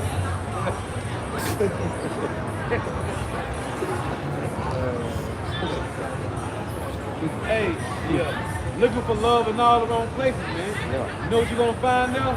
Death, man. Hey, like the brother going into earlier, the grass is never green on the other side. He find that out the hard way every single time. He leaves a good situation to go to another one to please on the east or east. It's never green on the other side. It always has that appearance of green, but it's never. It's always brown. That's why I said in Ecclesiastes 4, they that come out for good now rejoice in him. So the so-called white man ain't gonna rejoice. You evil, dude. You still better you white than none, man. Instagram baddies and all that kind of stuff is coming to an end. Yeah, it's coming to an end. And hey, it's been a heavy movement on Dex nowadays, the mindset to separate from these wicked people, man. Yeah, a lot of those people have been money. Whether they are Southern of Northern Kingdom or Edomite, they've been dying, man. And the only thing, you know, they've been getting killed, man. Yeah, so Yeah, I was on Isaiah 14, Isaiah 14. Oh, that's another one. When the brother we make that point about when they say they that come after him shall not rejoice. The Isaiah 14 is 21 I was thinking about. That's in the past start for his children. Right. So of course Bo Captain Malone gonna fight tooth and nail and say the Edomites none to win with. But there is no benefit of being an Edomite. Right, yeah, right. If you're an Edomite now, there's no benefit in that. Your time to be an Edomite was in the 30s, the 1700s, the 15 to 1400s. That was your time to be an Edomite. Yeah, from the 1300s. Matter of fact, on now when you look at Dukes of Edom, the Dukedom chart, from 1323 to now was your time to be an Edomite. But everyone's been saying it's like it is That now. time, hey, when the 60s came, when 1960 came in, there wasn't a time to be an Edomite anymore, man. Because the Edomite woman, who was the spearhead for the women's lib, started turning on him. Right. And she, because she was the first one at the plantation, man. Remember, it was the Edomite women that was the first one at the plantation. She was the first woman that started wearing, when they started wearing pants, you Israelite women still didn't dress them. Yeah. And then they said, you know what? It feels good to wear pants. Give them to the Negroes. Yeah, an Edomite bitch came up with trousers for men, for women. That's crazy. Yeah. To give them that feeling of power. But it was the elites that set the whole thing up to put women on the plantation. So they get more money, man. It's all about the bag, man. It's that greed. He cannot be satisfied.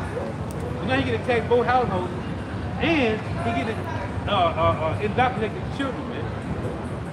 But who's raising the kids now? Also Social destroying the media family. and a fruit booty. Yeah, a fruit booty class. Kids come on, Daddy, you know what I heard today? I got the option to do what I want to do. Yeah, that's the last one. I don't need you to pay for my sex change, none of that. The government said they're going to do it. And I don't need your permission. The government said, I'm the state. I'm somebody's bitch. Go ahead. Hey, that's Esau though, man. His job is to what it said, to divide and conquer, man. So what it looks like, what the Lord doing with them, man?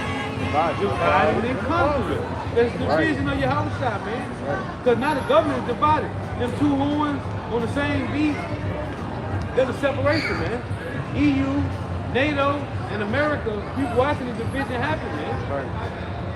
The rich Edomite from the poor Edomite. Because they ass losing. They losing, They man. is losing. And they're going to lose so much, they're going to start pulling out them ARs. They got you. That's all they got They're going to left. start pulling them ARs out. Once they find out that Trump finessed them, and what they thought was make America great again was make rich Edomites richer, when they figure that out, they coming through with them breastplates and them ARs, man. Hey, this nigga cool with Putin, man. Him and Putin get like this, man. Instantly, man. Yeah. That nigga sell his suits over there in Russia, man. Psalm 58 and 7. Let them melt away as water, which runs continually. Right. When he bended his bow to shoot his arrow, let them be as cut in pieces. The Lord said in Job 20, he said he gonna rain upon them while he was eating, man. Yeah. Yeah, we had to drink it. We drunk our, Lord willing, we be a part of that number. As a nation of people, we drunk the cup. Even 2/3, they still drinking the cup. Yeah, they won't love us. Right. So what you think the Lord gonna do to a nation that he hates, that he set up to afflict the people that he loves? The Lord gonna kill the killer. Real quick, this is Deuteronomy chapter 7 and verse 17 in the NLT. Check this out. Deuteronomy 7 and 17 in the NLT. Perhaps you will think to yourselves, how can we ever conquer these nations that are so much more powerful than we are? Showing that we've been in this situation before. This shit ain't new. We ain't new to this, we true to this. Verse 18, but don't be afraid of them. Just remember what the Lord your God did to Pharaoh and to all the land of Egypt. Remember the great terrors the Lord your God sent against them. You saw it all with your own eyes. And remember the miraculous signs and wonders and the strong hand and powerful arm which he brought you out of Egypt. And because it was a slow, painful death, right? Because the Lord was taunting the gods of Egypt. That's what the Lord was doing. The elder brother Barak was making that point, the lesson he did a while ago. He said the Lord was doing he was taunting the gods of Egypt one at a time, man. What your God said? You got a God for I turn the water red, you gonna give him turn it back. I sent frogs. The Lord was taunting their idols, man. Which is a slow, painful death, man. Go ahead. Deuteronomy 7 and 19. Remember the great terrors the Lord your God sent against them. You saw it all with your own eyes.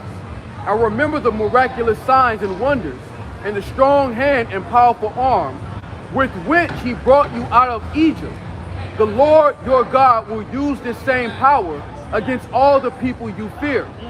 And then the Lord your God will send terror to drive out the few survivors still hiding from you. And it says, That's those hunters. That terror gonna make the so-called white man. It say that terror is gonna meet him at every side, man. He did us the same way, right? And with that, 2 Corinthians 4, right? It said we got trouble on every side, right? But yet not distressed. Because it tell you in Psalm 12 and 8, the wicked walk on every side with the violence being like exalted. So he terrified us on every side. So, hey, it's the balance of Yahweh Shema Shah, man. Psalms 37, 35. I've seen the wicked taking great power. Right. I've seen the wicked in great power and spreading himself like a green bay tree. Yet he passes away, and lo, he was not. Yea, I sought him, but he could not be found. So that's going to be out to the Obadiah 118, man. Edomite's going to be done away with. Isaiah 14, starting at 4. That thou shalt take up this proverb against the king of Babylon and say, how have the oppressor ceased? The golden city ceased. The Lord has broken the staff of the wicked, the scepter of the rulers. Hey, Esau's judgment is going to be just like Haman. In the book of Esther, the same device that they came up to cut us off from being a nation. In Psalm 83, that's the same thing that's going to cut them off. Right? And he's falling into the same trap that he made. The same things he did to cut us off from being a nation, to accuse us that Heavenly Father. The same things that's being done to him to cut him off. He who smote the people in wrath with a continuous stroke, he that ruled the nations in anger, persecuted and none hindered. Oh, that's why I say in Isaiah 10, and he said, he who smote the people, right? In Isaiah 10, it said, we would not have to go up under him who smote us. Yeah. Right? Right. You got it. The whole earth is at rest and is quiet, and break forth into singing. Yet the fir trees rejoice at thee, and the cedars of Lebanon. See, that ties to the Proverbs 29, man. The wicked are destroyed, the people mourning. But they said the whole earth will rejoice, man. When the so-called white man is destroyed. Right. Go ahead. Since thou art laid down, no feller is come up against us. Right, we're just giving them cut down trees, man. And that's all this nigga do, man. They just cut down trees to fill up the damn. Them niggas got Chipotle's and damn Wawas all on the floor, man. And then this nigga, this Edomite that owned the Chipotle, this nigga got a damn vegan shop with only robots running that shit, man. So these niggas cut down trees, and now you see a Walmart and a damn Costco's and the BJ's, man. But the animals, they habitation gone, man. Cause they tell you this nigga don't care about the animals, man. They say he's cruel. That's why alligators were knocking on people's doors. Yeah. Put the dogs on and shit. Yeah. They ain't got nowhere to go. Bro, and and the Lord cold, man, because every time you see an article in the news down here in Florida by a gator or a croc, it's a fucking Edomite that got ate, man. It ain't never a Negro, Latino, or Native American, or West Indian or Haitian. It's always a fucking Edomite, man. And the first Edomite I can remember was that Element Kingdom. A little baby got ate up. That's the Lord, man. Yeah, I saw one, another Edomite. She heard knocking on the door. So naturally, she thought someone was at the door. She opened that door, Gator took her ass. An old crusty Edomite. She was gone, man. Yeah, it's been Edomite. How the hell you walking your dog? You step right on the little lake front. a retention point. You walking your dog. It's been a lot of these down here, man. Oh, he ate the dog and the woman, man. Edomites, man. That's the Lord, man. Verse 9, hell from beneath is moved for thee to meet thee at thy coming. Right. And stir up the dead for thee. That's him at your grave, man. You got it. Even all the chief ones of the earth, they have raised up their thrones, all the kings of the nations. Right. Everybody's pissed. Hey, that's why in Habakkuk 2 and say they should pick up a touching proverb, man. All the nations say in America, man, we ready to burn that bitch down, man. That's what the scriptures say. Go ahead. All they that speak, like all they shall speak and say unto thee, Right. art thou also become weak as weak? Right. That's a touching proverb. In Habakkuk 2. Go ahead. All these nations are thinking shit against Esau. Yeah. Russia, which are not but Russian Edomites, they're the ones that got the boss to speak what everyone is thinking. That's why everyone, according to the prophecy, will and is going to. That's why Putin said, if you want to trade Western liberal ways for Russian moral values, come to death row. Come to death row. Come to death row. He said that, man. Tired of getting sanctioned. Why did he say that? Because he's the guard. Right. You tired of getting sanctioned? Right. You tired of nations telling you what to do? Bruh. Telling you how to run your country? This They're dancing all over the country. This nigga literally got on stage like Suge Knight and said, you want to trade Western liberal ways for Russian moral values? Come to death row. Country. The cold part is, That shit cold. Russia's looking like the only feasible option. Yeah, they is. He is. Going to the bank. Because he's tripping, man. Babylon's tripping, man. Hey, it's an Edomite. The scripture said it was going to cause them to stagger, man. They was going to stagger like a drunkard. And now the other nations are seeing that, and other nations are saying, look, we ain't with that shit, man. Yeah. We ain't trying to go back. We ain't going back and forth with y'all. Hey, it's an Edomite. It's a better option, but it's an Edomite, man. He's a dude. Yeah. He's a dude. The Lord told, man. And the word dookie is docile. Okay, go some luck. Although Also with the Duke is Lord. Yeah. okay, that's not. Go ahead. Art thou also become weak as weak? Yes, you have. Yep. Art thou become like unto us? Thy pomp is brought down to the grave. And can remember the Lord took Esau from the bottom and put him over top. So now he's going back under all the nations, man. That's why we're gonna have to put, we gotta keep it there. We gotta put that nigga in PC in the key. Yeah, that's why I want to read verse 12. Hey, Ham never gonna get it. You made us like Ham You gave us guns and wine. Verse 12. How art thou fallen from heaven, the Lucifer, son of the morning? How art thou cut down to the ground, which didst weaken the nation? And not like brothers say all the time, when it comes to Esau, himself a white man, max out your credit card, enjoy whatever little that you got now, because like the saying goes, Esau's heaven is the jig man's hell. And Yahweh Shema Shai, he set things right, how it's supposed to be. Deuteronomy 30, was that 7? The person coming after Esau. Because I remember at one point in time, you drive around in these gated communities, these luxury houses and whatnot. Yeah. But now those are Jake living in the communities.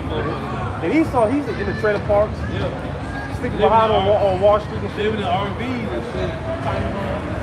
Hey, it said something powerful. It said, how? How has he fallen? Yeah. And that's what the nation said. That's what he's asking himself. Because from the outside looking in, his plan was foolproof. It was immaculate. Esau had an immaculate plan. Yeah. But now, we all seeing it crumble from the inside out. Yep. This is Jeremiah 15:23. How is the hammer of the whole earth cut asunder and broken? How is Babylon become a desolation among the nations? And how is the Lord, man? Because they ask you how. Because How? Babylon This is is a how. golden city. This is how. You're I have. You're weakening first. It's a weakness. Everything had to get weak through age, right? Like it says here in 14. So first is the words of the Lord. He was about to look like man. So when everybody found out about who you is, you don't got no more power. Your power was when you was the secret. But everybody find out about the secret. Ain't no more power, man. And that's how the Lord shows his power. Yeah. Right. Because the Lord can easily take the so-called white man out of power overnight. But what's good with that beat, you know? It's a slow pay for them. And the nations are refusing to be victimized. Right. You know what's the Hey, power? everybody been pegged by America. Oh man. Wide hope for the kids. Oh, wide hope. Hey, now the bells are ringing. Now the bells are ringing for Babylon the Great, man. Hey, it's like that movie, Papa Lex, where he said, "Are you ready?" You want it? Jeremiah 15:24. This is how I have laid a snare for thee, and thou art also taken, O Babylon, and thou was not aware. Thou art found and also caught, because thou hast striven against the Lord. Right, and it tell you in Isaiah 45:9, woe to him that's striving with his maker. You're kicking against the prick. Right.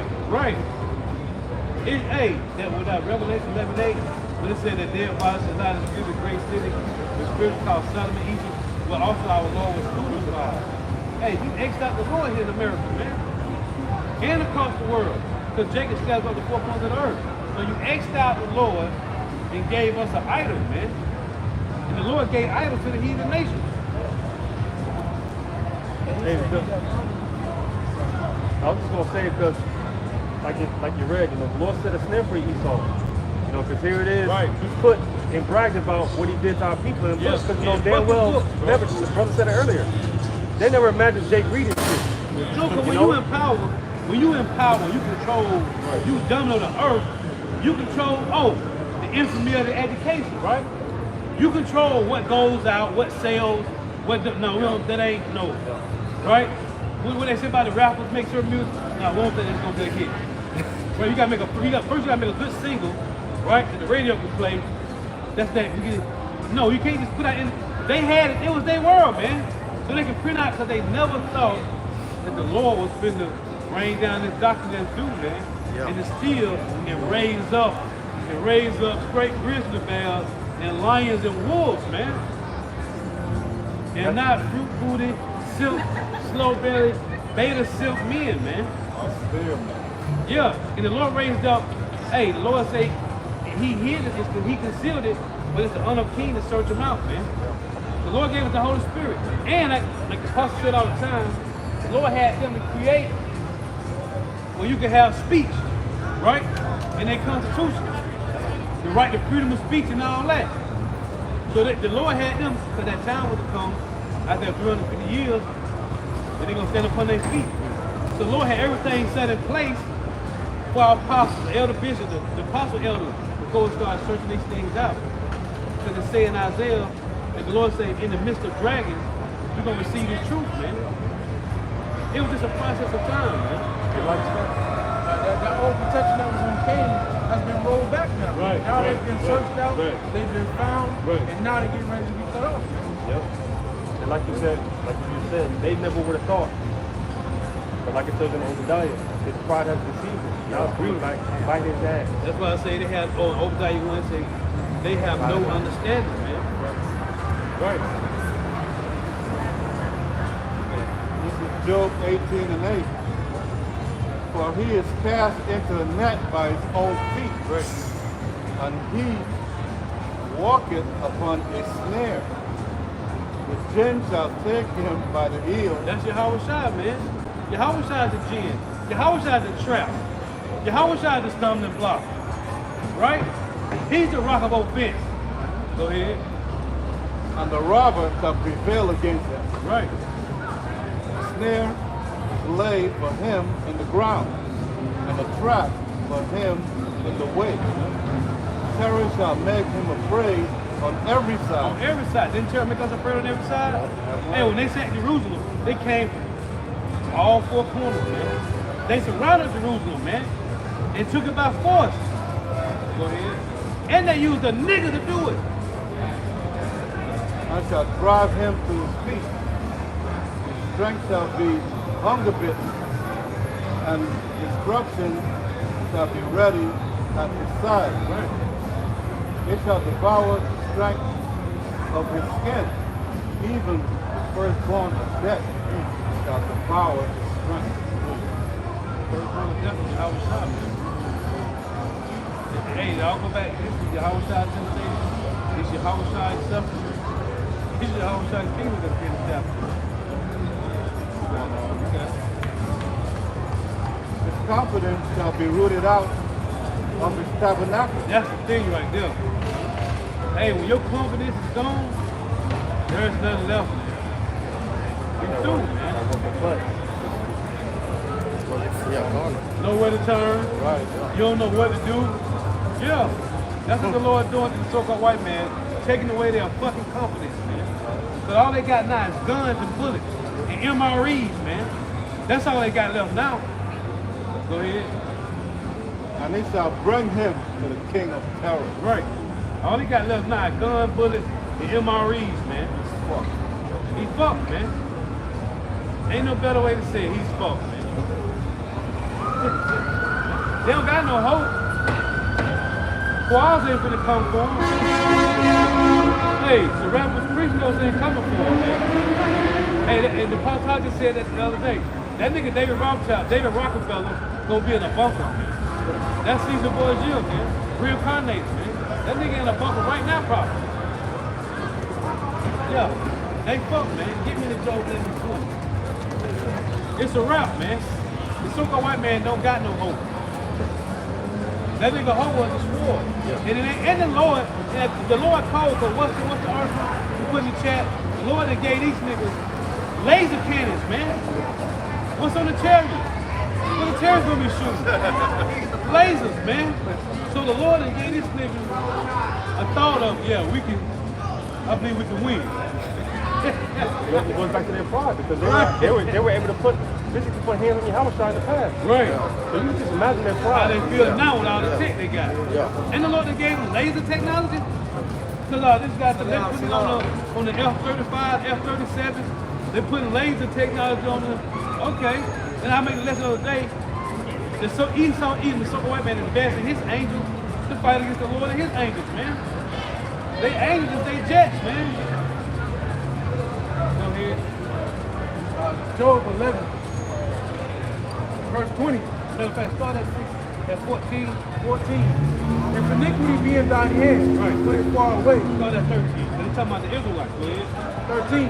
If thou prepare thine heart and stretch out thine hands toward it. What did the Lord say? They shall remember me in the land of captivity.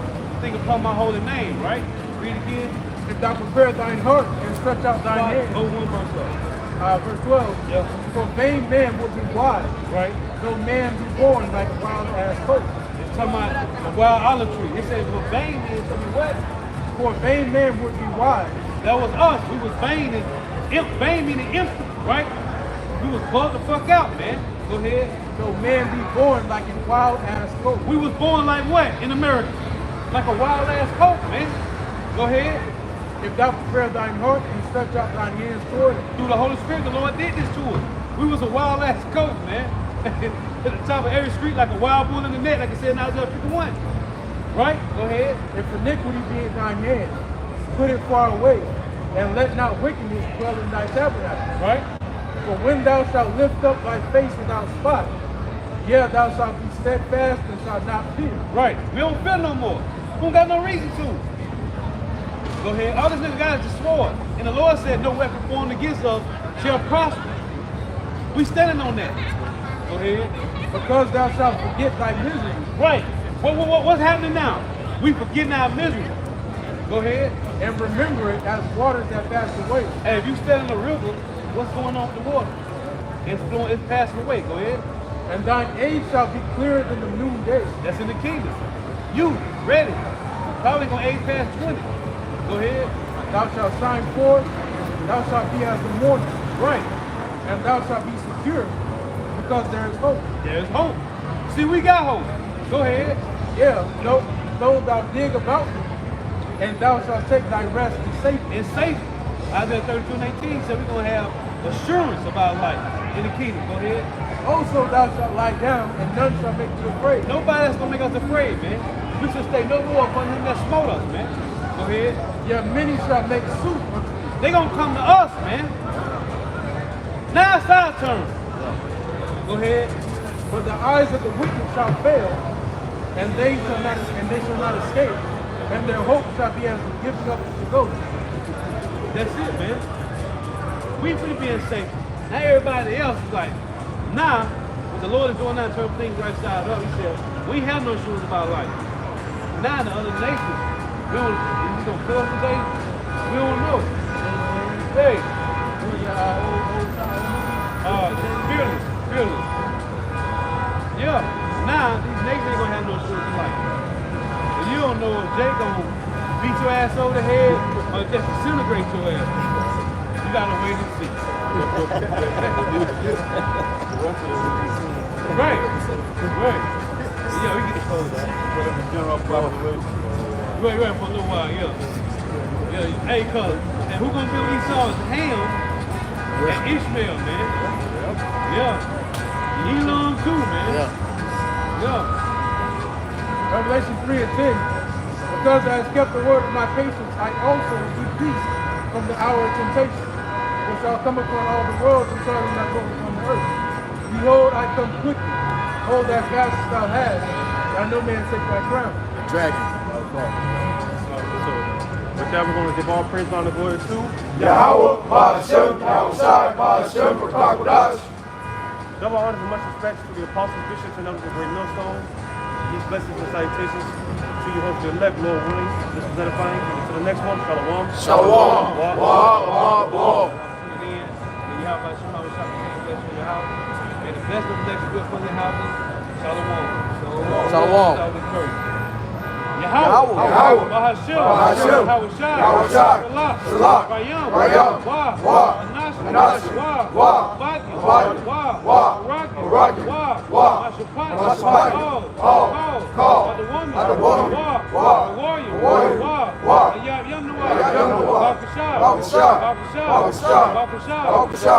Yahweh. Bahashim. Yahushai. Water.